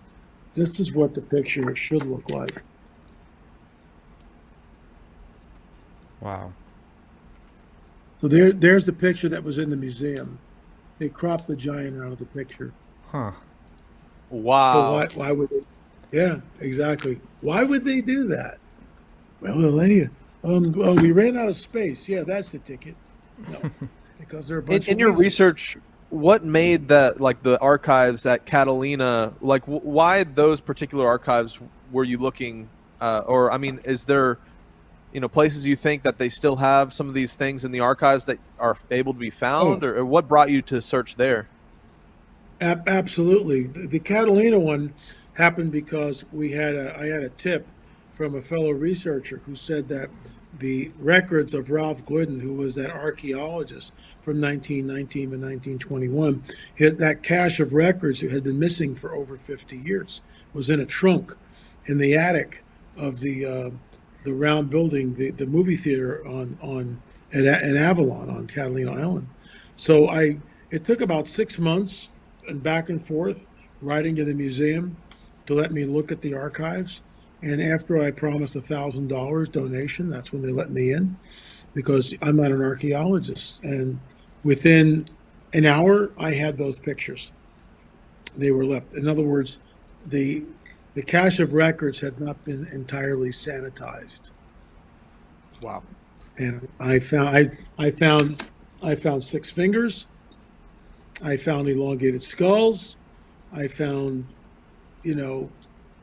2 9-footers in there. Normally, all that stuff is scraped. You don't see it. It's not there anymore. They go in and they'll just completely take anything that would show giants, because it goes against the Darwinian paradigm. It actually goes back and reinforces the biblical narrative, also the narrative of First Nation people, who state on the record that there were giants, red-haired, 6-fingered giants in the Americas. Mm-hmm. So who's telling the truth? You tell me. I know the Smithsonian has such a role in sanitizing all across, United States, all these finds and digs. I mean, is there any way to prove to the layperson that there's a direct contradiction of interest there, like proof that the Smithsonian is hiding this stuff, or is it kind of just, well, we don't have it anymore, so we can just speculate? Well, the tenured archaeologists and the powers that be will look at my work and call me a pseudo-archaeologist. They'll label me a racist because I'm not buying the particular paradigm. And it's one thing to draw an octagon like this on a piece of paper. It's another thing to create an octagon which encompasses 50 acres of land in Ohio. And that's what the octagon does. Wow. And then so you get Go ahead. Yeah, so it really does show that these people in ancient architecture really had some kind of influence from spiritual entities, helping them understand these cycles to base their architecture off of. And wow, that's just amazing. The whole reason I asked that interesting tie to the metatonic cycle and how it's an 18.5-year cycle, and what you're sharing about how it shows there's a supernatural influence happening in the past, is it shows also, I think today there's a connection between current events, because, for example, if you look up the number of days between, say, September 11th, 2001 and when COVID pandemic was announced as a global pandemic, it was exactly 18.5 years. And so the point I'm trying to get at is the rulers of this world who set up the global stage, they seem to be following some of these same ancient patterns that we see in this ancient architecture. So it's a really interesting topic. But anyways, Jeremiah had some questions. I know you're short on time, so Jeremiah, you wanted to... Yeah, so my mom shared some videos with me of you and my dad at Dealey Plaza, and she said that you said it was like taking a child to a candy store. So I wanted to show you this quick little clip. Little clip, if I could. So if we could play that clip.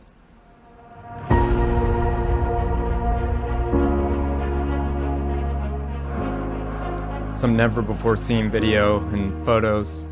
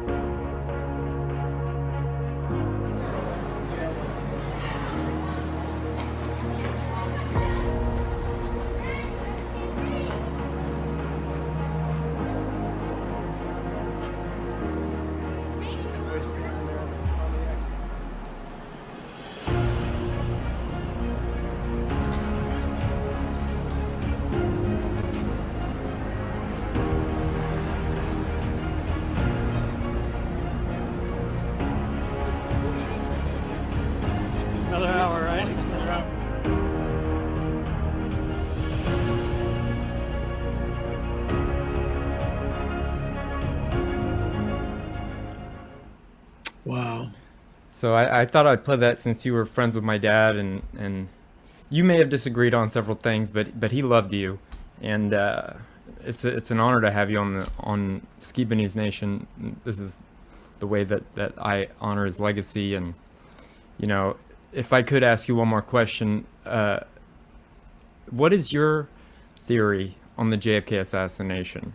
Like, where do you think the fatal shot was shot after going to Dealey Plaza? Well, I there's a couple of places. Some people say the storm drain, but I've been to the storm drain and I've looked at it, and the angles just don't match up. I think the headshot came from the grassy knoll. There were multiple shooters. The Dow Tech building probably was the throat wound that came from the back. They know. For instance, he goes like this. This throat wound was an entrance wound, and they know that the windshield had a hole in it. Yep. So he goes like this. He brings his hands up, and then he's kind of like, and see there's the smoke. One of the smoking guns is, and this was in I think the 50th anniversary, something like that, or the 40th anniversary. It doesn't matter, but it was on the History Channel. You can go on YouTube and find it, but it's hard to find because they've scrubbed it. Yep. So Kennedy and the crew, they all land at Love Field. Now they're in the limousines. Behind the limousine are welded to the bumper are two stands, one on the left, one on the right. So Secret Service guys stand up like this on the back of the limousine. Yep. Which means anything happens, they're springing into action immediately. And at the sound of gunfire, that would have been it. He never would have been killed.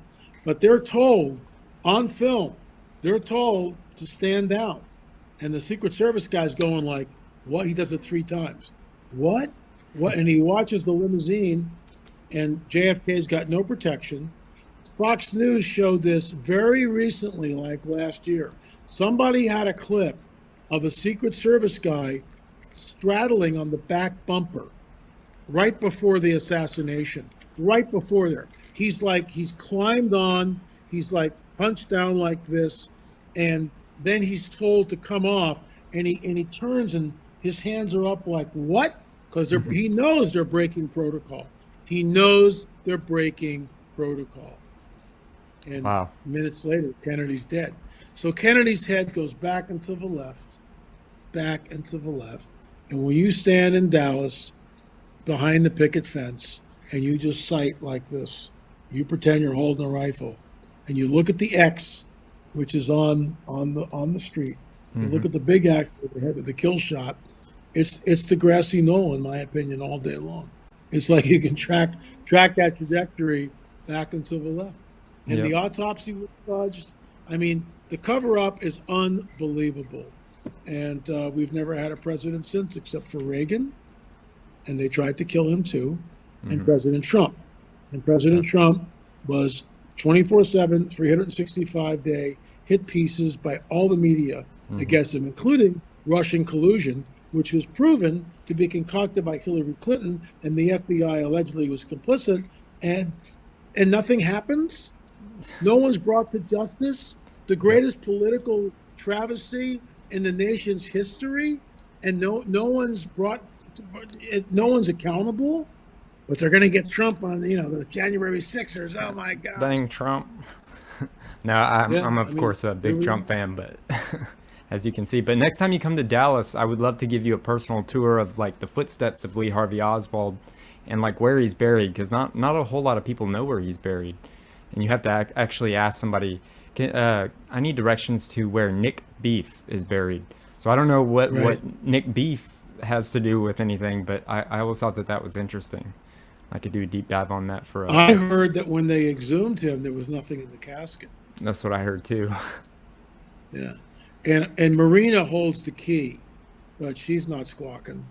Marina Oswald. And the daughters, may know something, but she knows how the game is played. And, she was, I believe, conjecture. She's not going to say a word. very special guest. We interviewed 𝐦𝐤𝐤𝐿, or you might know him as the conspiracy music guru. So I hope you guys enjoy this interview. Yeah, I've noticed that comedy and music is very, very similar.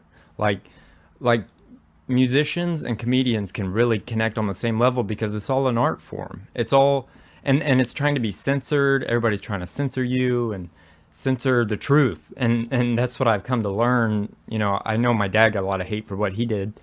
And like I posted something yesterday and I'm getting so much hate for it. And I'm like, well, that must mean I'm doing something right, I guess. Yeah, you're always going to get that. Yeah, I mean, thankfully, I created the character, right? So I can hide behind that. So, and that's why I say it was a genius move, because when I first did it, I was like, people are going to call me crazy if I start singing about flat Earth, like, you know, as me, as 𝐸𝐴𝐺, So to hide behind that character, I can just hand wave, dismiss it, and say it's just comedy, it's just a song, it's just a song. That's all it is, just, you know. So I don't really get that much hate. I get the odd that will email me and tell me how much of a joke I am, but you know, I don't. You have to have very thick skin when you're doing this sort of stuff. I don't bite. I don't get involved in comment sections or debates or anything like that. I just do my music. Do what you want with it. I know what, you know. I know how powerful it is. I know what I believe. Yeah, we're living in a completely different world than 2018, 2019, those last couple big international FE conferences, and I wanted to ask you about kind of the state of the world now. Like, back in 2019, flat Earth was one of the biggest topics on some of these late night shows. It was so interesting to people. But now we're living in a world where World War III is around the corner, and COVID nonsense, this and that, and the World Economic Forum, this and that. And, you know, there's all these changes in the world, and conspiracy people seem to have been vindicated so much. And so it kind of makes me wonder what your opinion is now, and how receptive people are to the FE topic now that, like, I guess more prevalent conspiracies and doom and gloom kind of topics have kind of come into the mainstream limelight. I mean, you talk about vindication there, like, you know, the conspiracy people. It's like, that's one of the reasons I wrote the song "I Told You So," right? Because it was like, all of this stuff I've been ranting about, where you thought I was this crazy tinfoil hat wearing conspiracy theorist, is now coming to light. So it was very frustrating. So, you know, I channel my frustration through music. That's why during the whole COVID thing, the three of the songs that I made were the hardest rocking sort of heavy metal stuff, because it was me being frustrated. It's like, because of you, we're in this mess. And it was all very metallic, that kind of sounding, and heavy. And so it was just, very frustrating. But in terms of like how people feel, I mean, I don't really integrate into the Spanish community because I'm an English speaker. I'm trying to learn the language, but it's really hard to learn a new language, especially when you're 50, 51. But so I have a bunch of friends like who are conscious, like, I don't know, maybe 6 to 10 sort of friends that I hook up with every few weeks. But trying to put my message out there on the street or in restaurants, I just keep my mouth shut, because I know where that can get you. So I just use my music to communicate. You know, I don't want to be a talking head or, you know, preaching on the street. No, that's not what I'm here to do. I think what I'm here to do is to push my message and my frustration through music. So, and so it depends on what's going on in the world. I mean, I'd love to do a song on, like, you know, I've touched the a little bit. I'd like to do germ theory stuff, or I don't know. There's just, I said to Jeremiah earlier, there's so many conspiracies and so little time. Everything's a conspiracy, right? Everything is just like music worthy. So I think I'm going to be very busy. But yeah, it's just, I just put my frustrations into music. I don't try and communicate like normal people. I don't try and convince people. I just go, here's my channel. These are my songs. This is what, you know, make of it what you will. Yeah, it's I think so potent how music can kind of transcend those barriers that people put up when somebody's like preaching at them on whatever topic. And I think that's what's so beautiful about music, and what I think is really effective with your style and approach. And the reason I kind of was asking that question is that with all the kind of the doom and the gloom in the world, and a lot of people who are waking up based on these other topics, like the suspicion with the medical industry, or distrust when it comes to like a big central bank controlling finances or something like that, a lot of people are easily kind of shaken by some of these topics that seem to be very provable. And it makes me wonder if people are more receptive now to the more fringe conspiracy topics like flat earth or whatever, because they're realizing that there's deception in these other areas. And I would want to ask. Yeah, exactly. I mean, it's a journey, isn't it? I mean, I first opened my eyes to 9/11 10 years ago, and it was like that's the first step, or maybe like the moon landing might be the first step for some people, or the JFK thing might be the first step, and then you get to the next step, then you get to it's a whole journey. It just takes, an awful lot, and then eventually, if you get deep enough down the rabbit hole, you get to something like flat Earth or the moon landing. But it takes a while. You can't just present flat Earth. I mean, there are some people that can be presented with flat Earth, and they get it without having looked into conspiracies at all in any way, shape, or form. But those people are very, very rare. You have to start somewhere. For a lot of people, it was 9/11. So, and that was 10 years ago, So people will become more receptive to flat Earth because it's not going away, and there are more and more flat earthers every single hour. Just look at Dave's app. Every hour, more people joining. So it ain't going away. Once you go flat, you don't globe back, right? There might have been one or two idiots. That should be on a T-shirt. Yeah, it should be. Yeah. So it ain't going away, I don't think. And maybe us guys here we're ahead of our time, and maybe one day, 10 years down the line, we'll be thought of as I don't know, just ahead of our time. I hope that in 10 years that we do see more of a mainstream appreciation or acknowledgement of this subject, because if that happens, then my music is perfectly poised and perfectly set for that flat Earth awakening, and then I can buy myself a new car. I'm like, nothing is off. Everything's on the table.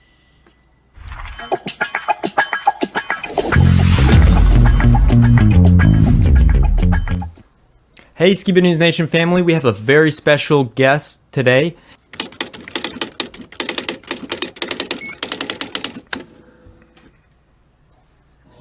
Hey Jeremiah, how are you? Hope everything's fine.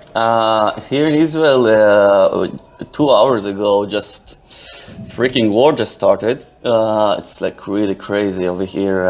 It's been sirens and bombings for a few hours now. And also penetration of terrorists inside Israel settlements. Anyway, big news. I was just thinking about you. I was talking to my friends, and if you want kind of a news flash of what's going on over here on the truth side of it versus what's going on mainstream media, and if you wanted to be part of Skiba's News Nation, so give me a call or something like that, contact with me, and I'll be happy to do so. If you hear now, there's another siren going on right now. Crazy. Whoa, bombings. Anyway, take care, Jeremiah. Hopefully you're doing well. So after I heard that, I was freaking out, and then I saw an alert on my phone telling me what was happening, and so we kept in constant communication. We had a YouTube live, and it went really well. And so, ladies and gentlemen, here's Nir Shoshani with Ash News. How you doing? Hello. Hey.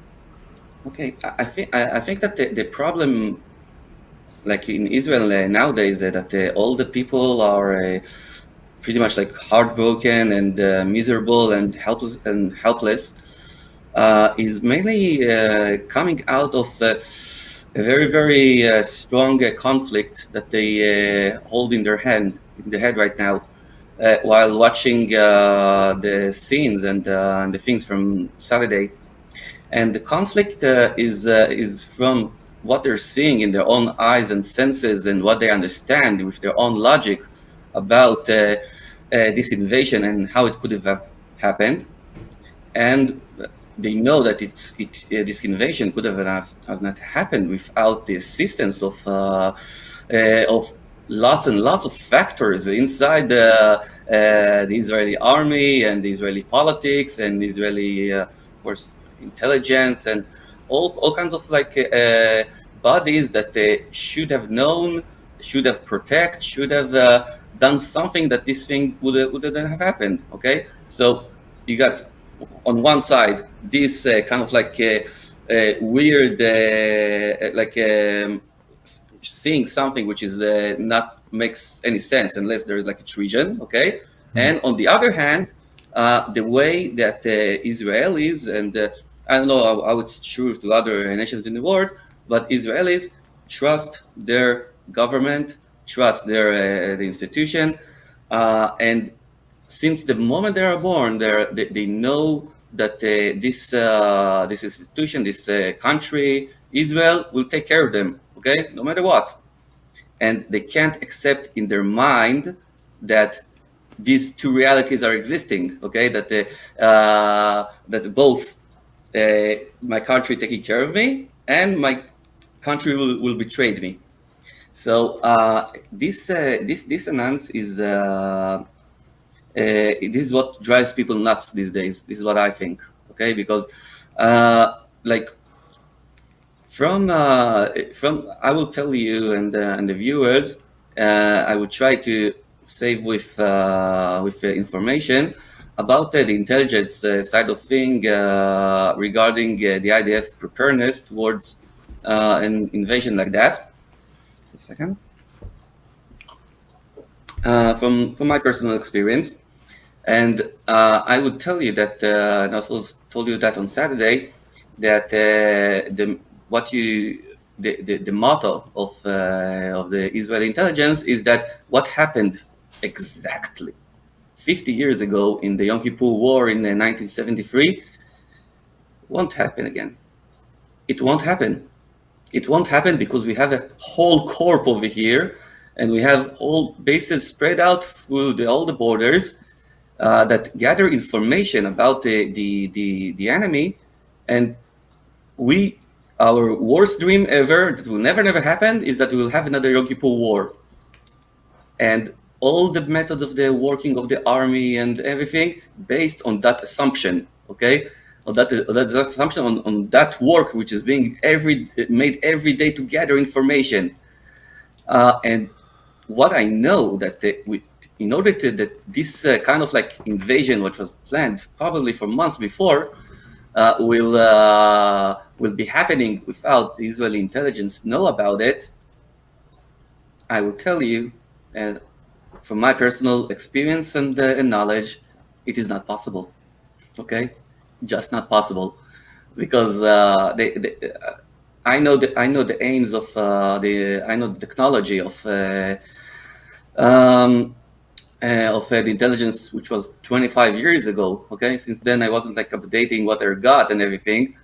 I would imagine if they're not like NASA, they would advance in their technology. You know, they would go forward in their technology, and therefore they will have better technology than they have right now, right?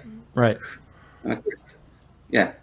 All right. So I would assume that that with better technology they could know about it. Okay, what was going on.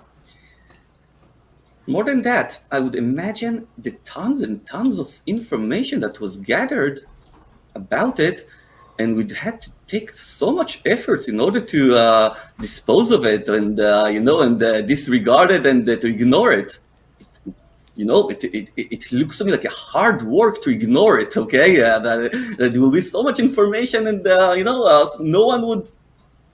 There have to be someone that will once you're getting something like information about this and this, and trash it away. So it's this thing doesn't make sense regarding the conspiracy side, and also like this is regarding the intelligence, and I want to give also like the aspect of and the security aspect, where there is like lots of people going online on Facebook and with videos and saying, "Hey, I know the places that they're showing now in television. I used to guard there for like 3 years in the army, and I know for certain fact that once there's like a flea going down 2 kilometers away from the fence, all the army which is like surrounding the Gaza border, on their feet, full gear, ready to go. Okay, getting inside Gaza Strip to check out the fleet, okay? So, I know, thousands of people, vehicles, all those things got in and out several times from Gaza Strip, getting the captives, getting it back, to get more captives, getting them back. All of this, without the army knowing about it and doing anything about it. Anyway, it's for me, to take that in for other people to take that in sense, okay? It can drive you mad, okay? I'm for myself when I'm like when I think that I know, again, humbling myself. I think that I know the forces which are involved with that. It's so easy, okay? It's so easy. Yeah, that's what went down over there. And the thing is that this conflict is which have in people's mind right now. Lots of people can handle this conflict with burying your hand in the sand. Okay, my mother is told me in the COVID time. I remember she told me, "Yeah, I have like a floor, like a square floor. This is what I'm interesting about. I'm not interesting about anything." When this big attack started off, and its association with a religious holy day, right? The final day, the last great day, the 8th day of the Sukkot festival season, I wanted to bring up the conspiratorial association with a infamous Albert Pike letter. I don't know if you're familiar with this letter that was disseminated around. The legitimacy of it was in question, but it brings up the concept that the world powers or kind of the people that want to implement a new world order have in mind for the Third World War, a war motivated by religious extremism and the association of this attack happening on a day associated with the Jewish community, and then now kind of the association with Islam versus Judaism. I wanted to read this and get your take on this alleged letter from Albert Pike, which is really interesting because it details the Illuminati's plan for 3 world wars. Okay, so this was just an article of the Reese report, but he breaks down some statements from the letter. Now, just some backstory. The infamous Albert Pike letter. Now, Albert Pike lived in the 1800s and was an infamous member of the Freemasonry. But it says that it was a letter to Mazzini, known as the Illuminati Plan for 3 World Wars, and was allegedly written by Albert Pike in 1871. The letter outlines a plan to foment 3 world wars in an attempt to take over the world. And we know that kind of the New World Order and the things that are being implemented with the WHO and medical tyranny and kind of erasing borders to kind of implement a lot of the agendas that have been pushed for 2030. It's claimed that the letter was on display in the British Museum Library until 1977, but the British Museum denies this claim, so this is an alleged letter. The legitimacy is in question, but it is possible that it was an actual letter. Some suggest that the kind of the issues with the writing is because it uses the term Nazism in 1871, which they say proves the letter is a fraud. But, it could have been a term that existed. But here is the breakdown of the Illuminati's plan that is mentioned in the letter for 3 world wars. And the first world war it mentioned must be brought about in order to overthrow the czars in Russia and make the country a fortress for atheistic communism. The divergence caused by agents of the Illuminati between the British and Germanic empires will be used to foment this war. After the war, communism will be used to destroy other governments and weaken the religions. The Second World War must be fomented by taking advantage of the differences between fascists and political Zionists, and this war must be brought about that Nazism is destroyed and political Zionism is strong enough to institute a sovereign state in Israel and Palestine. And if you're familiar with some of Rob's positions on the creation of the nation state of Israel, going into this during the Second World War, international communism must become strong enough to balance Christendom, which would be restrained and held in check until the time when we would need it for the final social cataclysm. And this is why I bring this up in relation to kind of the now publicized and mainstream, Islam versus Judaism, kind of, the association with this attack being on a high holy day. The Third World War must be fomented by taking advantage of the differences caused by the agents of the Illuminati between political Zionists and the leaders of Islam. The war must be conducted in a way that Islam and political Zionism mutually destroy each other.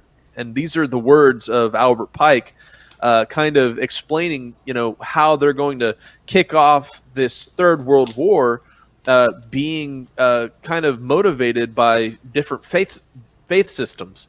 Meanwhile, the other nations, once more divided on this issue, will be constrained to fight to the point of complete physical, moral, spiritual, and economic exhaustion.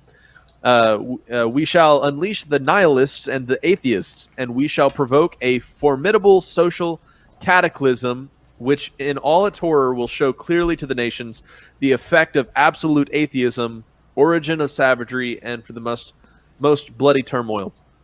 Then everywhere the citizens obliged to defend themselves against the world minority of revolutionaries will exterminate those destroyers of civilization and multitude, disillusioned with Christianity, whose deistic spirits will form from that moment, will without compass or direction, anxious for an ideal, but without knowing where to render its adoration, will receive the true light through the universal manifestation of the pure doctrine of Lucifer, or Hasatan, brought finally out in the public view. This manifestation will result in the general reactionary movement, which will follow the destruction of Christianity and atheism, both conquered and exterminated at the same time. And so whoever wrote this letter had the vision to see where all this was going, whether it was Albert Pike or not, but this is an alleged Albert Pike letter. By manipulating our beliefs and emotions, mankind has been herded into these wars like cattle to the slaughter. And so how Nir started off talking about the significance of kind of the cover-up of how this was able to be happening. And also I see the connection of the significance of when it is happening. I find also the timing very interesting. So I wanted to, have you ever heard of that letter from the 1800s, Nir? Or are you familiar with some of that? Yeah, I heard about this letter, and there is also like a big conspiracy going on about this website. I don't remember its name. That it shows that like in 2025, I think, something like that, there will be like the population of Israel will be like half of what it is today, and yeah, maybe it was okay for the COVID time, okay, but now you can bury your head in the sand and you still have this conflict in your head, okay, and the only way for you to start understanding and start resolving this conflict and start accepting it is to understand the forces which are behind it. Mm-hmm. And I will give now in this part of the show the biggest assumption or like baseline that I'm gonna go on for the rest of the show, and is that this war and all that got to do with it, and all the events and things that happened in the last years in the world, okay, all the crises, all the terrible disasters, it's a spiritual war. Mm-hmm. It's a spiritual war which is happening, okay? We here on ground only get the reflections of it, how it looks like in reality on ground, while the actual war is being made right now as we speak in different levels, with different entities, and with forces that we can't understand them, okay? That we can understand them. And to be honest, once I personally got this grasp of understanding that this is not an earthly war and this is a spiritual war, it gave me a lot of comfort. Okay, it gave me a lot of comfort. I was feeling a little bit from all the community of Flat Earth. I felt a little bit of like resentment, hostility, something which is kind of like felt weird to me. Okay, kind of like groups and stuff. And after reading the New Testament, I got like a big revelation about the way of Yeshua. I finally read the whole story, and I got all those consciousness and moral issues that I got solved, and I was so pumped up and excited. And I revealed also like being awakened from the religious lie. Okay, for first off, which is something that's very exciting for me. And I discovered a story which was amazing and beautiful, and I think it happened. Okay, so I was pretty much overjoyed. But God, He came over and told me, "Hey, Nir, you read now read the New Testament, right?" Yeah, I told him yes, and he told me, "Okay. Let's see what you learned." Okay, and what God did, He brought me into reality, the story of the gospel, in order for me to see if I learned well, if I'm indeed going in Yeshua's way. Okay, if I just read it without like implementing what I learned, and. It got into a feud with this guy that I was talking to you about. Okay, when he insisted that we will not talk about Yeshua in his groups, in his content, and also like got to the level that he expelled me and the other Yeshua believers from his groups, because he bluntly said that he doesn't want the Yeshua people inside there. Also, he got like another partner who was like less on the religious scene, more like in the New Age scene. Okay, so I kind of like I was looking at them and I was looking at me. If I'm like in this story, if I'm Yeshua in this story, so this guy with the yarmulke, he's probably representing the parasites, right? And the other guy, which is like the New Age guy, he probably represents Rome, right? Yeah, he represents Rome, and everything should be, by the story, okay? So, and it goes like this: that I'm getting expelled, like Jesus got Yeshua got expelled from Jerusalem, and all kinds of things like that from groups. And I told Oren, I told him, next time we're gonna return to their groups, they're gonna crucify us, and I took it very harshly. Okay, I took it very harshly because first of all, I love the Flat Earth community. I started off all those conferences and things, and it was a topic which is dear to my heart. And to be feeling expelled from this thing and from these conferences is, I know it really feels bad. Painful. Yeah, it's painful. It's painful. Yeah, I was also like pretty much sad for the friend that I lost. Okay, that he's not like we won't be able to cooperate anymore and everything. It was feeling to me like hypocrisy and very non-true thing to do to block censorship. Telling a person not to arrive to an event. And those people who are considered like truthers who pass through like the COVID times, right? They remember how like the green passport looks like, that you're not vaccinated, something is like wrong with you and you can't go into places or something like that. Exactly how it felt like, and being operated by truthers by the ones who are like were crying like for 3 years that people are racist towards them, and people blocking them, and people censoring them and everything, to do the same thing to your own kind. Well, I thought this was nasty. Okay, just for his own opinions. Okay, just for his own opinion. Wow. It's racist. It's racist. Come on. And in the roles of the Romans, okay, we got the Arabs.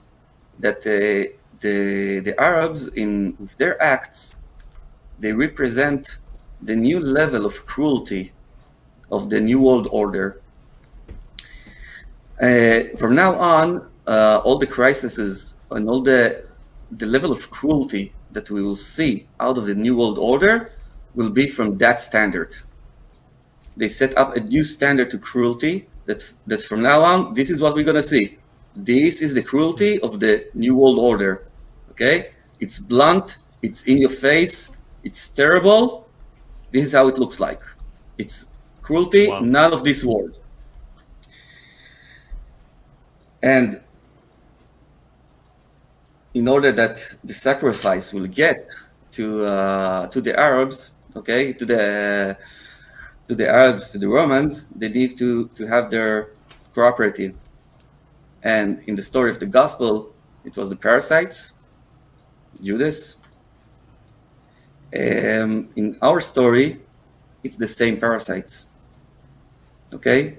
But this time, they are sitting in the current temple that we have in Israel, which is the Israeli parliament, the Knesset, occupying now more than half of the coalition in the parliament, and in charge. I'm not talking about the finance that they're receiving and the rights and whatever bullshit. I'm talking about the decision about the spirituality in their eyes that should be over here in Israel. And this spirituality doesn't include the Messiah and the Son of God, which is being told on in the New Testament. But show your support to the Israeli Yeshua believers, okay? There are very few, small community.